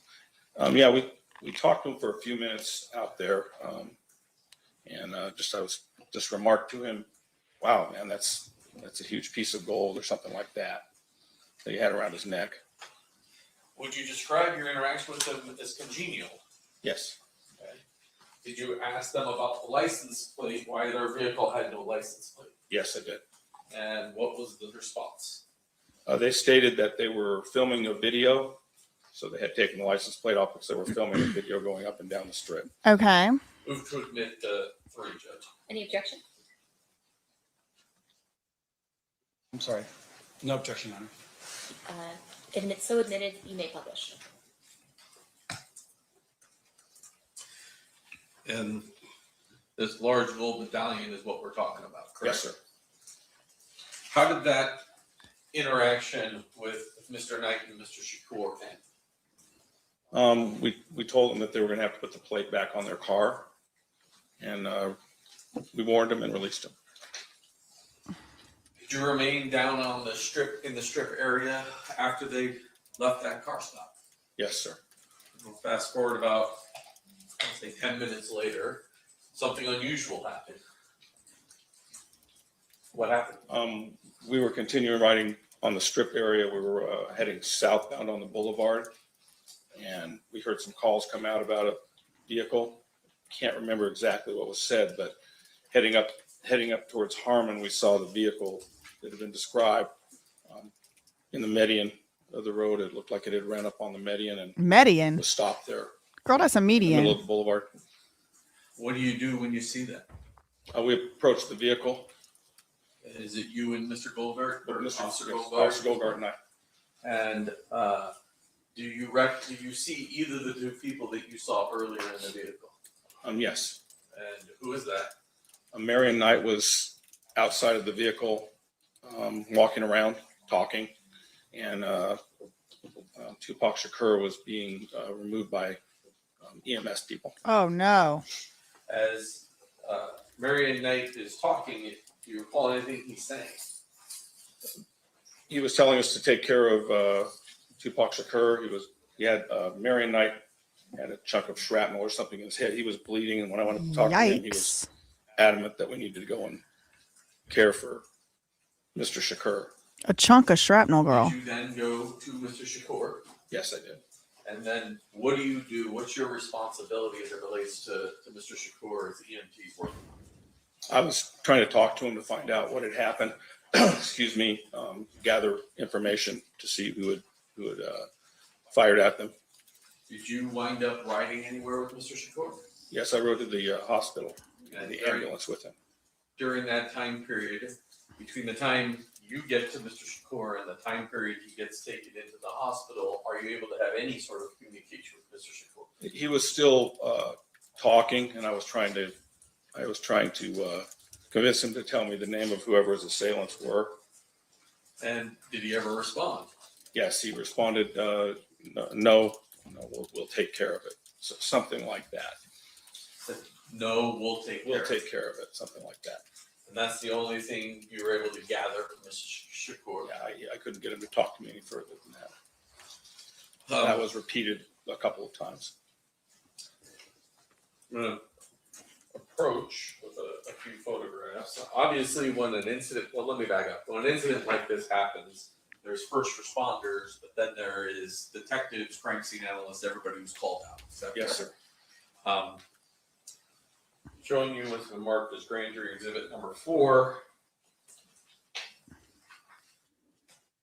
You recognize the individual who appears to be inside that vehicle at that time. Dan Ford. Do you know what he did for Metro? At the time, he was a detective. I was not there when that photograph was taken, but at the time, he was a detective. I'm not sure what he was, homicide or general assignment or Maybe a crime scene analyst, CSI. And then I'm just going to show you a few other pictures of the vehicle itself. Showing you state's proposed exhibits 5 through 8. Just flip through those.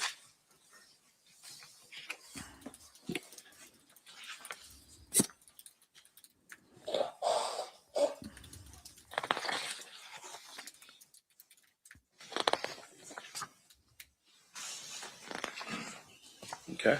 Is that how the vehicle appeared to you when you first arrived on scene? Obviously without people in it. Right. On the scene of the, where it stopped in the Little Harmon Boulevard. Move to admit 5 through 8. Any objection, Mr. Stamp? No objection, Your Honor. So admitted, you may publish. And then finally, while you were at UMC, did you collect some personal items off Mr. Shakur? Yes. Showing you what's been marked as state proposed exhibit number 33. You recognize that? Yes. What is it? That's the objects I removed from Tupac Shakur. I impounded those into evidence. There should be a property report for those. Let's talk about that large gold chain we see in that photograph right there. Uh-oh. The second time you came across Mr. Shakur, was he wearing that gold chain that's around his neck? No. And so you weren't able to recover that from him at the hospital? No. That's a big I'm one. just going to put up a few of these photographs. That's a big one. So this guy is like, I pulled him over 10 minutes before. And he had a huge gold chain. There's also a picture of him with a gold chain. And so what the implication is here is somebody took that gold chain before he made it to the hospital.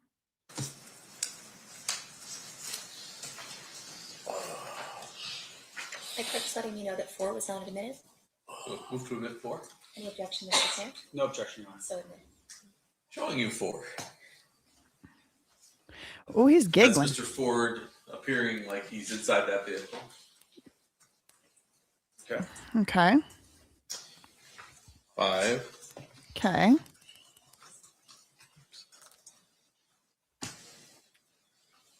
That's the front of the vehicle. Okay. Yes. Yes. Sorry, she's typing down everything, so you got to answer yes or no. Gotcha. That's the rear of the vehicle without the license plate still. Yes.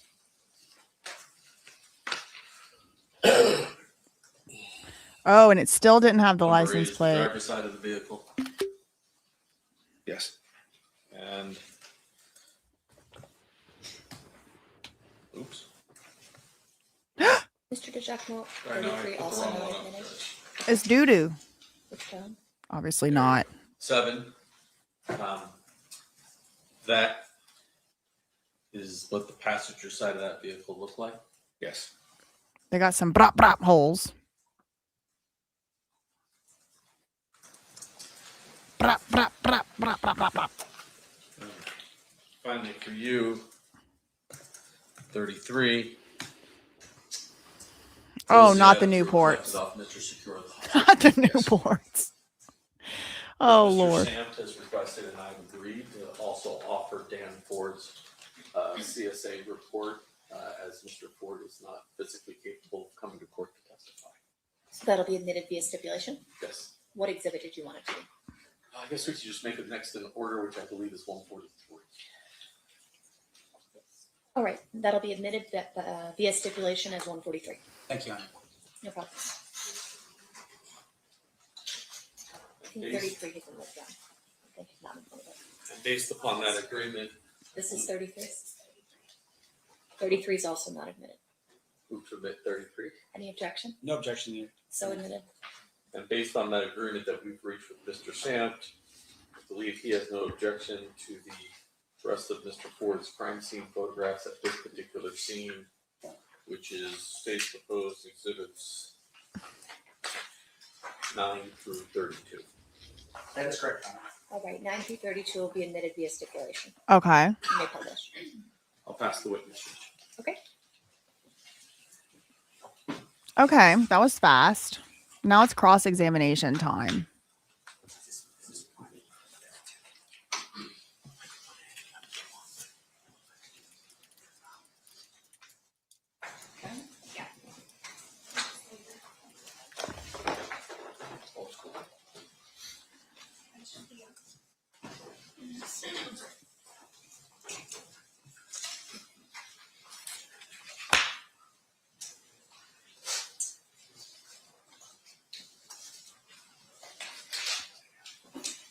And you are Mr. Dale.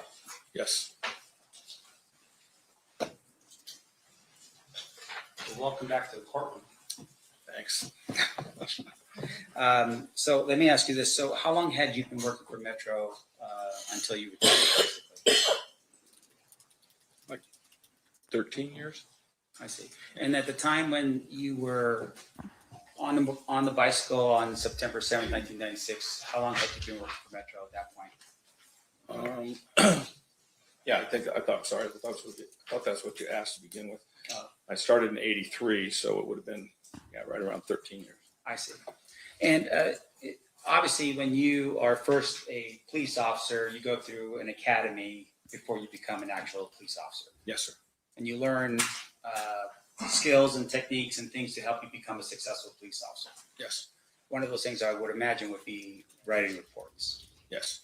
Now, fair to say, though, in this particular case, what you had seen, or what you had done was basically you saw a license plate that wasn't on a vehicle, you stopped them, you asked for their ID, and at some point you just allowed them to continue on their way. Yes. So there was no need to write a report about that. No. Okay. Did you write a report and with regards to that stop? No. Okay. Now, when you were present at the scene and you saw the vehicle stop, do you know if any other vehicles were behind it? No, I did not see any other people behind it, so I don't know. So there wasn't like a caravan or a line of vehicles behind the black BMW when you stopped the BMW? No.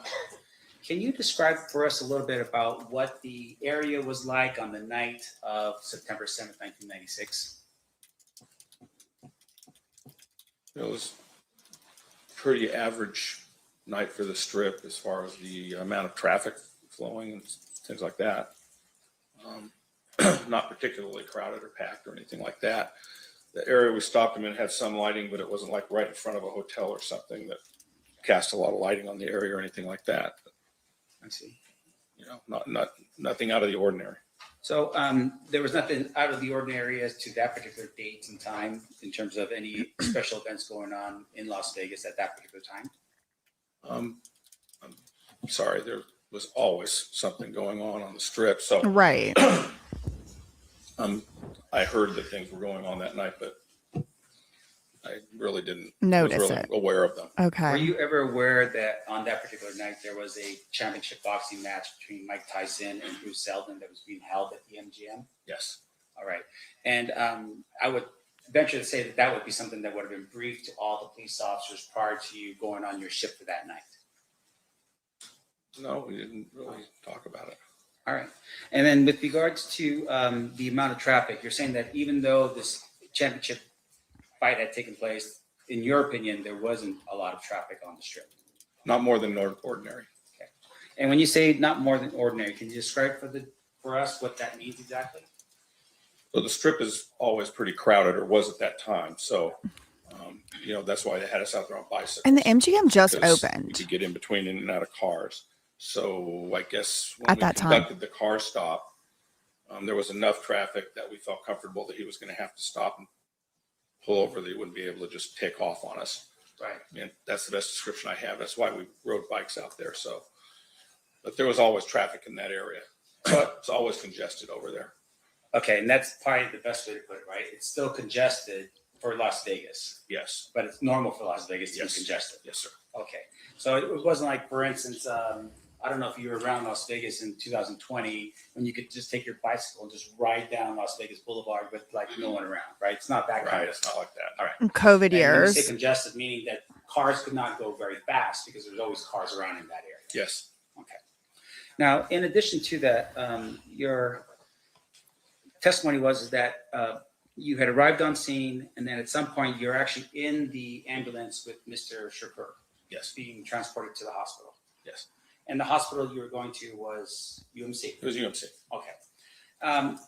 Now, when a police officer first arrives on scene, is that police officer considered to be the primary officer until such time as they're relieved of that duty?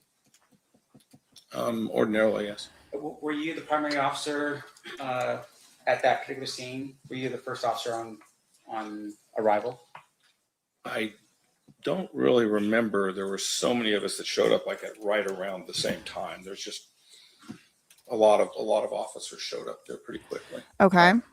Now, I mean, you have a pretty clear memory of this. Did you review any records or have any meetings with the district attorney's office prior to your testimony here today? Yes, I did. I reviewed the records. Okay. And once again, you do that so it'll help you refresh your recollection as to what occurred 30 years ago. Yes. Okay. Even though this might be something that's unusual, right? You have a celebrity who's shot on the strip. You still have to refresh your recollection in order for you to remember things. Some of it, yes. Yeah. And once again, you're doing that so you make sure that for this jury that you're accurate about what you recall 30 years ago. Yes. Okay. Now, in addition to that, you were showing a map, and I'm going to show you again here. This is State's Exhibit number 1. See this? Yes. Okay. Can you tell me this map? Do you know if this map was the actual map in 1996 of the Las Vegas area? No. No, I don't freaking It's a know. long time ago. It changes so much down there. Yeah. So we know that this is a map of Las Vegas. Yes. But you cannot tell us, for instance, if this is 1996. No, I cannot tell you. Okay.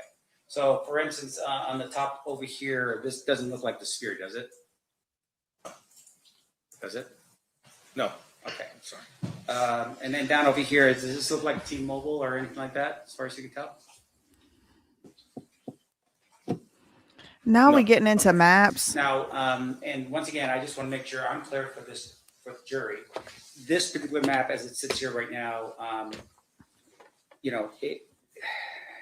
as it's here, for instance, we have what looks like down here at the bottom. I'm pointing where the MGM label is right here. Do these look like walk bridges over the streets? Girl, I can't tell what the hell that is. I can't really tell. Me neither. Scroll here real quick. Yeah, let's do a zoom in. Does that help you? No. Yeah, they do look like walkways. And fair to say that those walk bridges in 1996, people were still walking on the streets, crossing like pedestrian crosswalks, right? People were walking. I'm trying to recall. I couldn't honestly recall. Yeah, I remember them taking the crosswalks out and putting those walkways in. Right. I remember Okay. they did that, but I don't remember the year they did it. And once again, I'm not trying to. It's not a catch-up moment. No, I I'm not trying understand. to get you Yeah, I going. understand what you're saying. I don't want to say something that I can't be sure of, but I remember when I was down there working, they no longer allow traffic to cross on foot across the strip because of all of the accidents that we had. So they put those walkways in when I was still working. Right. Okay. Now, and just finally here, with regards to the when you're riding on the strip and you're riding with your with the other person that's with you, you said at some point you were made aware that there was a shooting that had occurred, and the radio traffic indicated that the vehicle you had stopped was potentially the vehicle that was being involved. Remember that line of questioning? Yes. Okay, can you tell us just really quickly here, based upon State's Exhibit number 1, and once again, we're not looking at it in terms of an accurate 1996 view, but just in terms of the streets. Can you tell us where you were at when you took off to wherever the vehicle was? And I'll just pull that here real quick so you can. Thank you. Sure. I couldn't really tell you where we were because my memory serves me, it was called out right around the same time as we were rolling up on that vehicle. Okay. There was shots fired call and vehicles involved, and then we rolled up and saw that vehicle Okay. in the middle of Harmon. And on when the you boulevard. okay, and when you rolled up and you saw the vehicle, can you tell us other vehicles that were behind that vehicle? Were there any other like vehicles in an entourage behind the black vehicle? There were several vehicles stopped all over the strip. It looked cluttered with cars. So I couldn't tell you if they were with them or not. Sure. Did other police officers aid in terms of just securing the scene and making sure that anything of evidentiary value was going to be kept in that area? Yes. Because I would imagine it wasn't just you by yourself. Right. Your partner, other officers arriving on scene would have started to help as a team. Yes, sir. Okay. I have no further questions. Thank you. Okay, cross-examination Any over. redirect examination, Mr. DeJeffro? No, Your Honor. Ladies Bye. and gentlemen of the jury, do you have any questions for this witness? If you do, please raise your hand and I'll walk you through the process. Wow. The jury gets to ask? Seeing no hands, thank you so much for being with us, Mr. Daly. Wow, that's cool. The jury gets to ask questions if they want. State may call their next witness. Next witness. Your Honor, State calls Ingrid Stokes. Who's that? Ingrid Stokes.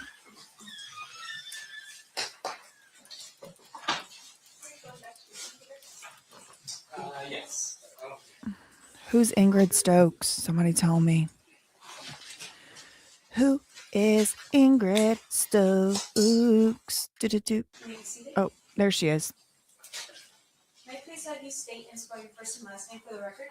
Ingrid Stokes, INGRIDSTOKES. Thank you, ma'am. Whenever you're ready. She looks somebody that was my high school teacher. Good morning, Ms. Stokes. Good morning. Back in 1996, did you have a different last name? It was Johnson. So you went by Ingrid Johnson back then? Is that a yes? Yes. Did you come to Las Vegas on the weekend of September 7th, 1996? Yes. Who'd you come with? My best friend and some girlfriends. Can you tell me who they were? Shalane, Tanisha, and Lauren. And Lauren. Why'd you come to Las Vegas that weekend? Well, when you live in LA, you go to Vegas all the time. It's just a party city. So we decided to go for the weekend. We were all off work. And so we went to come hang out, have fun. She's cute. And were you aware? Okay, well, first let me take a step back. So you guys were living in LA at the time? Yes. What part of LA? I may have been living at my dad's, which is Carson. Okay.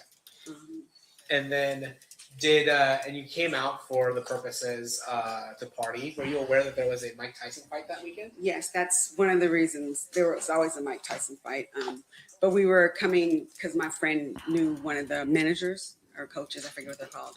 And we had planned on going to the fight. Did you end up going to the fight? No. What happened? Women in the bathroom, 4 women in the bathroom did not work. We took too long. We missed the fight completely. And so where were you staying that night?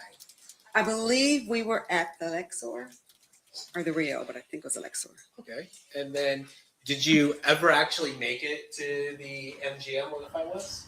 We made it to the let out is what I call it because the fight was already over. So everyone was kind of hanging out. So we went to see what was going on for the night. And did you hang out there for a while? I don't remember, but it would have been enough time to run into a few friends and say hello and hang out and maybe drink or two, maybe. So what did you do after hanging out at the MGM Grand? Well, we had met one of my friends and they had mentioned there was somewhere they were going to go. So we decided, okay, we'll go there first and see what's happening before we decide, where we're going to end the night. So we all got back in our car, the rented car we took from LA and drove. And do you recall what kind of car that was? It was a convertible Supreme. And Sebring. Did all 4 of you go into the car? Yes, all 4 of us were in the car. And what happened once you guys started driving? That's a loaded question. A lot happened. We got in the car. I believe we left the MGM parking lot, and then we went to the main street, Las Vegas Boulevard, I guess. And we were driving, and I believe we were, I don't know, about 10 minutes after leaving the parking lot, and then we ran into Suge and Tupac in the car. Okay. She must have been really young. That's 30 years ago. And when you say you ran into them, what'd that look like? Well, we were driving, hanging out in a convertible. And my girlfriend, Lauren, at the time, she knew Suge. And she told us, hey, there's Suge. Pull up next to him. I'm going to ask them what they're doing. And so Shalane was the driver, and she slowed up close to them. And so you said Shalane was the driver. Yes. Where were you seated? I was a passenger in front. In the front passenger? So Shalane's driving, you're in the front passenger, and the other 2 women are in the back seat? Yeah, Tanisha's behind me, and then Lauren is behind the driver. After all these years, you still remember that, huh? Well, yeah. Some things you don't forget. That one. And so then when you start driving, when you see Suge and your friend starts talking to Suge, what happens? They were talking, and she was like, what's going on? What's happening? We look over initially, we pull up to the car, and we kind of nod or say hello, that kind of thing. But we were in our own little world. while she was talking to him, he said, "Hey, we're all going to the club. Won't you follow us? Get behind us. You can go with us."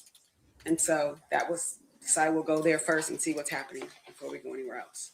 So do you follow? Well, do you remember who's driving and who's in the passenger side? Suge was driving and Tupac was in the passenger seat. All right.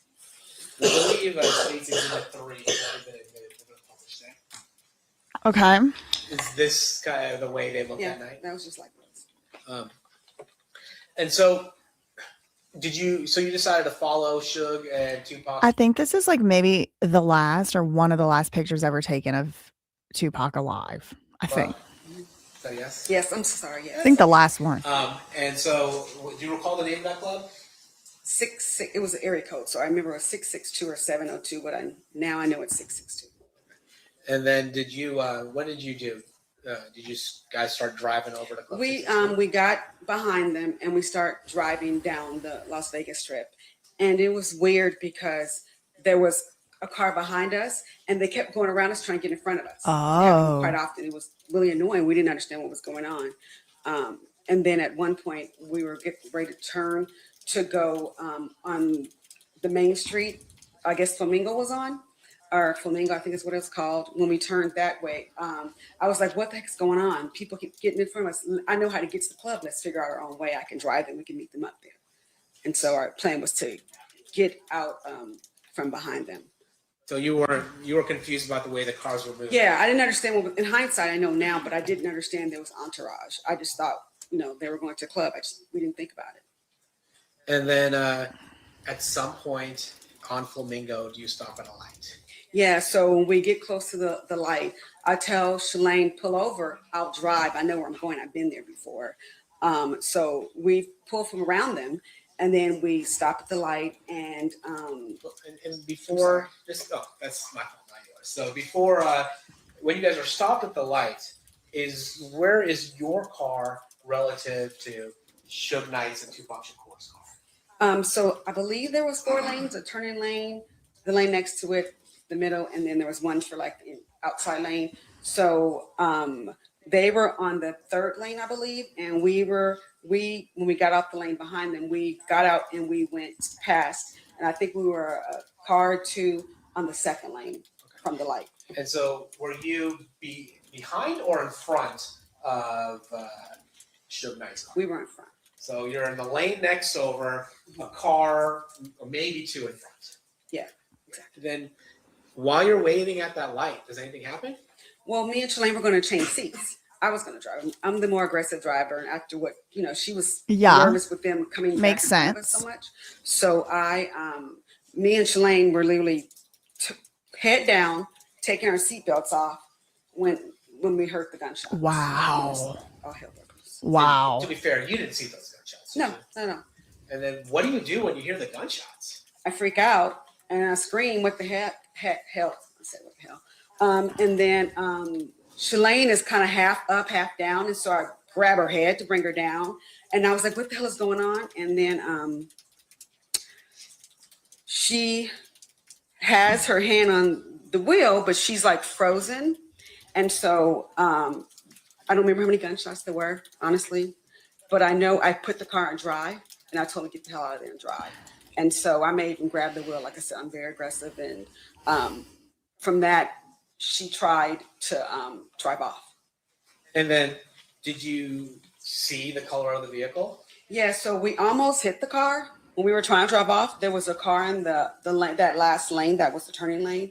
And it was a white 4-door. Can't tell you what kind, but I just know it was like white-ish. And we almost hit it when we were trying to get away. Were you trying to pursue the white car? Hell no. Just want to get away. And then where did you guys go? Did you turn off? Did you follow them turning off? Or We turned off. We turned the only way you could turn because it was a red light, which was down that first street past. And then when we turned right, we were just driving fast. There still might have been gunshots. I can't speak for anyone else in the car, but it was a lot going on. There was a lot of adrenaline. And then the first street we saw that was on the left, I was like, turn left. And we just turned down a random street that had like apartments on it. Now, it's fair to say you didn't see who was in the car, right? No, didn't look. But did you go back to where the shooting occurred? Yes, I did. Were you nervous about talking about what happened? I didn't think I had anything valuable to say, to be honest. So I wasn't nervous initially because I just was like, we came back because just when we wanted to know what happened. Because we left, so we didn't know. We didn't look around. We didn't see anything. We just left. And so when we came back, we saw there were a lot of police presence. And I wasn't a big fan of the police at the time, so I was like, I want to stop and talk Me to neither. them and offer my help. Right. But I also want to make sure if I could help, I would help. So when we went back, we told the officers we had been there when something happened. What happened when we left? And so he made us stop the car and get out the car. The police officer made us sit on the ground on the sidewalk in front of everything. Like people, cars are still, I think, may have been passing. So it was kind of an odd situation where they were like kind of rude to us. And Right. then they're treating us like we're suspects. We really didn't know what happened though. And so they said, well, we need you guys, eyewitnesses, we need you guys to come downtown or in a van for you guys to come, and had us sit there. I kept asking a lot of questions, but no answers. Now, I noticed some of your friends aren't going to be here. Is there this fear about talking in this kind of case? Absolutely, yes. Why is that? Snitches get ditches. Saying Snitches get not ditches. but, Oh no. Yeah, talking to police is not a cult thing we do in our culture anyway in LA. It's not a normal thing. So there was that, especially in the 90s and 80s. There was multiple reasons why, but I didn't see anything. So I was kind of limbo. I didn't see anything. I didn't think I'd be beneficial. And then I don't know. I was going to offer some assistance, what I could, because I may have had more memory back then. I may have heard the number of gunshots. I may have had, more. Right. But the police treat us so bad that I just we start shutting down because we're like, if someone did it, they could come by and sitting on the ground. They can see we're sitting here telling people, even though we're not saying anything. Right, So it's just a really right. bad situation. And is it fair to say that that was something that also would scare you, is that if somebody was seeing you talk? Absolutely. Objection, Yeah. Your Honor, is the leading. True. Leading. What's your response, Mr. Paul? I'm just following up on your question that she's already laid a foundation to. I'll sustain if you could rephrase. Is it fair or unfair to say that you are concerned about people seeing you talking to police? Yes. All right. No further questions. Cross-examination, Mr. Sands. Thank you, Your Honor. Hi, Mr. Hello. Obviously, I would imagine you've never testified before about this particular situation. No, I was in the grand jury. Okay, so you were at the grand jury. And with regards to your testimony, when you were in front of the grand jury, did you meet with the district attorney's office prior to giving that testimony to the grand jury? Not except outside the door when I got to the courthouse. I mean, the door of the grand jury. I see. And with regards to that testimony, did you review any documents, records, anything like that in preparation for your testimony in front of the grand jury? No. All right. Now, asking you again for today, did you review any documents in preparation for your testimony here in front of this jury? I looked at the grand jury testimony that I said, but other than that, no. Okay. Now, when this thing had occurred, I would imagine it would have been a very traumatic experience for you. Yes. And at some point, you go back to LA. Yes. Is that a yes? Yes. That's all right. It's just for the record.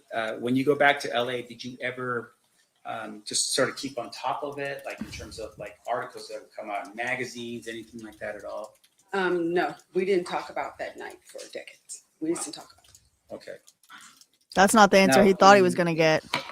Did you ever at any point capture what you had remembered in a journal or anything like that?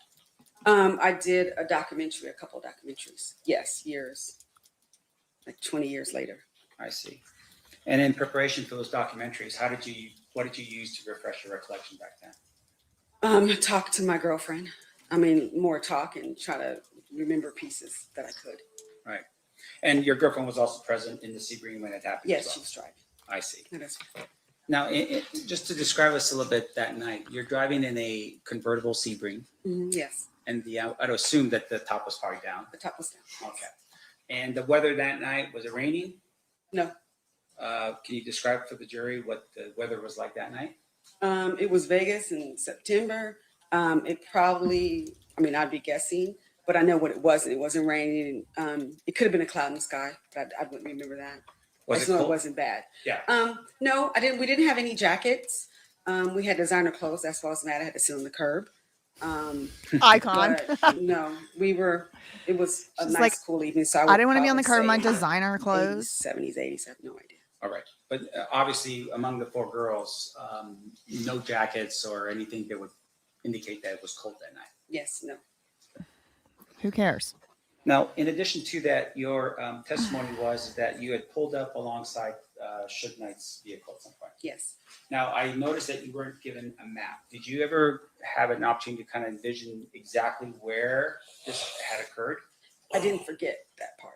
Okay, if I were to show you a map, would you be able to point out for Yes. us exactly? Much as I can. Yes, absolutely. Sure. I'm going to show you what's been marked in there as State's Exhibit number 1. Okay.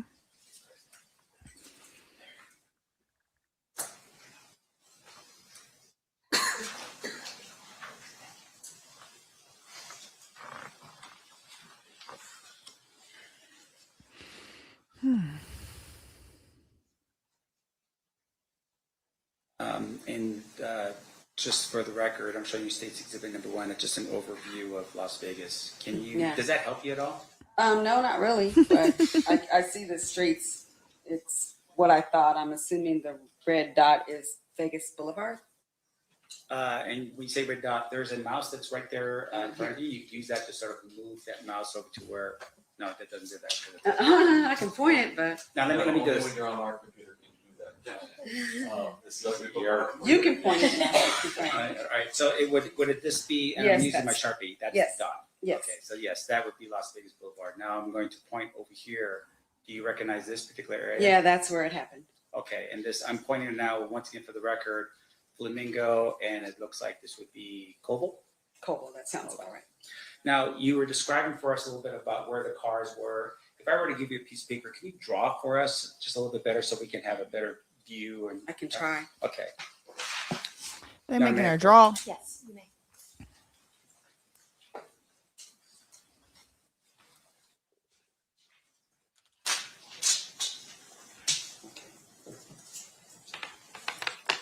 And what am I drawing exactly again? If you could draw for us where on that night where Coble was. And just for the record, you're writing Coble. Is it for the horizontal line or the vertical line? It is the horizontal line. Okay, so that's Coble. And then can you draw for us where Suge's vehicle was when you pulled up to it? We were behind it. Okay. So it would have been, I'm just going to make lanes and like, don't quote me. I could be off by one, of course. Don't So quote her. I'll say this was Don't Shug quote and we her. were behind. So this was, I'm going to put I for me. And then we moved and went right here. So this is where we end up parking. I'm not parking, but stopping at the red light. That's fine. And just for the record, you have made a mark that looks like an S, and I would assume that would be for Suge's vehicle. Yes. And then there's another I, it looks like right there, and that would be for your vehicle. Yes. And then you have an arrow pointing to the next lane over where the I is now at. Yes, that's where it ended. Okay, great. And then when the shots, when you're, I guess, trying to change seats, can you tell us where you were at that particular point?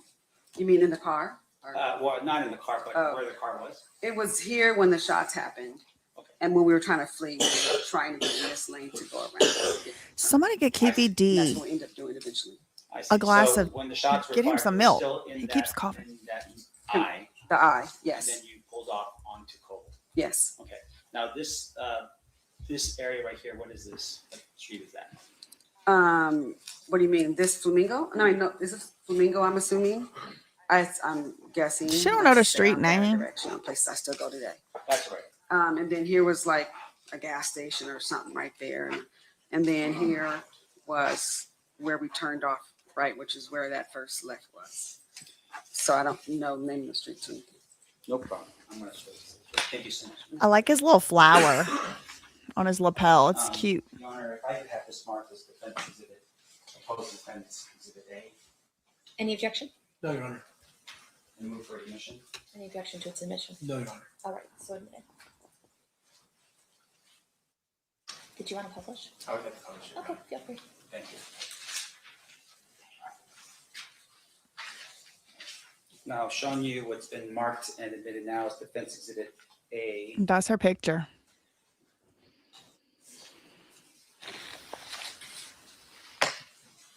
All right, and I will just explain this to the jury again. So where you have Coble is actually the street Coble. Is that right? Yes. And you have Flamingo, which would be the other street that's going vertical down the Defense Exhibit A. Yes. And then on the corner, it would be Coffee the D. gas station. Yes. Now over here, this S, that would be what you would call a Suge Knight's vehicle. Yes. And you were directly behind that vehicle at some point. Yes. And you pulled up, and that's the arrow pointing up to the next lane over, and that's where you were at, right next to Suge's vehicle. In front of, not next to. That's why it's a little above. I see. So you're slightly in front of Suge's vehicle. Was there another vehicle over here? Could have. in front of Suge's Yeah. vehicle? I'm assuming yes, because we weren't at the front of the line. So yes, maybe two. I see. Maybe two vehicles, but presuming that there would be at least a vehicle in front of Suge's vehicle. At least two. So y'all see what she's saying? She was right here in this car, and then right here, that's Suge Knight's car. Maybe there was, and Tupac are in here, right? So she's like in front of them. Remember, because she was like, the whole entourage was all cutting her off. So they were here, and they pulled up, and then they went this way. Because there was one in front of me. Okay. And then this lane over here is, what lane is that? That's the a small lane that you can turn off. Turning lane? Yeah, it didn't say, but yes. Yeah. And so at some point when the shots were ringing out, you just immediately just gassed the car and made a right-hand turn on Coble. Yeah, into the turning lane. Okay. And your testimony here right now, for instance, is that the top was down, but you didn't see. No, Yeah. I was looking down because I was initially changing my seat. So I would thank God I was all face down. Wow. And when you pulled off and you made that right-hand turn, did anyone shoot at you? Probably. She don't know. I honestly don't know. There was a lot of gunshots. Sure. Did any, after the event had occurred, did you ever observe any bullet holes in your vehicle? There was no bullet holes in my vehicle. Was there any shattered windshield as a result of anything No. happening on the scene? No. Okay. And then with regards to where you were at, when your testimony was that you were talking to Suge. Suge was saying, "Hey, come to 662." Is that what was happening? Yes. And during that time period, you said, and I want to make sure I'm clear, that while there was a conversation about going over to Suge's place, but it seemed like everyone was sort of talking. Like it was like the girls in the back seat maybe were having a conversation or something like that. No. Lauren was the only one talking to Shook because she's the only one who knew him. I see. So nobody, we were just like, oh, okay, looking like, because it wasn't our conversation. Right. And when that was happening, did any of your people in your vehicle yell out, Tupac, anything No. like that? Absolutely not. Oh my gosh, it's Tupac. No. Okay. Now, during that time period, as you're over here behind Suge's vehicle or next to it, did you ever see, can you describe for me what Tupac was doing in the vehicle? When we pulled up on the side of him and she was talking to Suge, he was relaxed, like sitting in the chair, sitting in the passenger seat. And Suge was relaxed talking to Lauren. Nothing, like there was no engagement. Okay, so as you're sitting there and you pull up, Tupac was not hanging out the window and doing something out of the window. Absolutely not. No. Absolutely not. His torso was not sitting on top of the window yelling to his fans, Tupac. No, anything like there was that. no fans around. They were just driving in the car, listening to music like we were. All right. And during that time period, when you were here during this Somebody said he was hanging out the passenger side of his best friend's ride trying to holler at them. And she said, no, they were not. period, there's a red light Yes. preventing you from moving forward. And I'm, once again, going back to Defense Exhibit A, there's no green light allowing traffic to move in the direction of Coble. No. Okay, so everyone will stop. Wow, look at his hand tattoos. You could really see him now. I didn't see those finger ones. I have no further questions, John. Thank you. I Thank you. don't want no grab it, Any gotta redraft? can't get no up from Ladies and me. gentlemen of the jury, any questions for this witness? We do have one. Okay, so what I'll need you to do is write your juror number on the question, and then write the question Jury on a full question. sheet of paper, and then hand it to my marshal when you're done. I've never seen this where the jury gets to ask a question. What does the juror want to know? They're writing their question down right now. Yeah, Keefe D did say Tupac was hanging out the window. There was girls screaming and hollering, Tupac! Tupac! And Ingrid said, well, that was not us.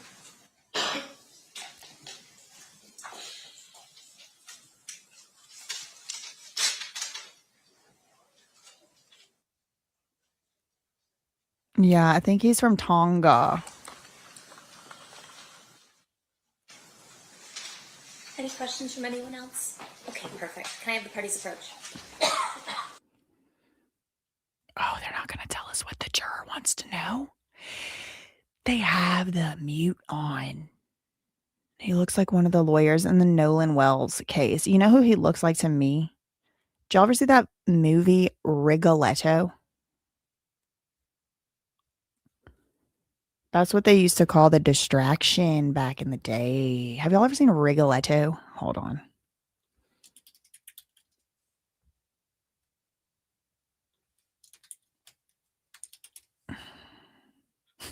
Okay, this guy has like facial prosthetics on, so I'm not saying the guy looks like this deformed man, but it was this man. Oh, you can't see it. They put like a fake burn prosthetic on this guy, and you can't really see, but me and my mom used to watch that movie all the time. Okay, let's go and see if they're okay. They're back. All right. One question from our a juror. Could you gauge what direction the shots were coming from? No. I knew she was going to say that. Any follow? Oh, go ahead. Sorry, I'm gonna say it was just You're too okay. it was too chaotic, and you're not, thinking about that, but no. Okay. State, any follow-up based on that question? No, Your Honor. Defense, any follow-up based on that question? No, Your Honor. All right. Thank you. You are excused.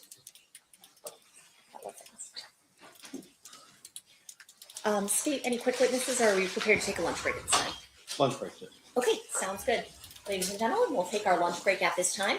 During the recess, you are admonished not to talk or converse amongst yourselves or with anyone else on any subject connected to the trial, or read, watch, or listen to any report or commentary on the trial of any person connected with this case by any medium of information, including without limitation, newspaper, television, internet, and radio, or form or express any opinion on any subject connected with the trial until the case is submitted to you. We'll have everyone back here, let's say 1:15, so that everybody has enough time to get everything done over the lunch break. We'll see you guys back at that time. Please rise for the jury. Look at Keefe D whispering sweet nothings, girl.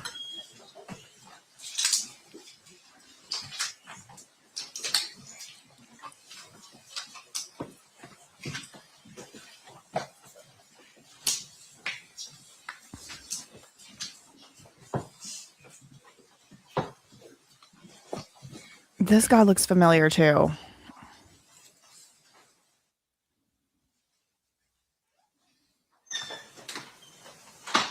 For the record, the jury has exited the room. Anything we need to address outside the presence? Nothing from the state. No, Your Honor. Okay, we'll be in recess. We'll see you guys back right around 1:15. Thank you. If you need any more time, just let us know. Okay. It should be good. You should. He did indicate that you could go over whenever, and so if you want to go over now, you can get.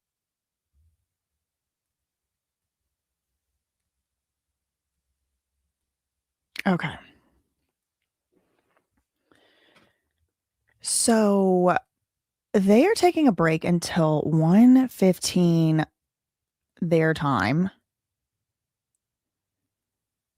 That'd be the exit. That'd be 4:15 my time. It's 3:00 right now. My mama said he is wishing he would have never wrote a book and did those interviews. It caught up with him. He claims he didn't write that book. He claims he didn't read that book. She didn't mention her car was shot up. Keefe D said it was. Interesting to see how that will play out. Who is looking for in the crowd? I don't know. How effed am I? That's. Do you mean who is he looking for in the crowd? I don't know. I don't know who he was looking for. It always catches back up. Okay, well, I guess I'm going to take my break too. I'm going to go have a snack, have a sip of water. I'm going to leave the live stream going, but I'll put up an away message. And I'll see y'all back at 4:15 Eastern, 1:15 Pacific time. Thanks so much to Dawn for the 6 jewels. Lunch break for trial. Be back at 1:15. What are we doing? PST. 4:15 EST for the rest of day 1 Keefe D. Tupac murder trial. Okay.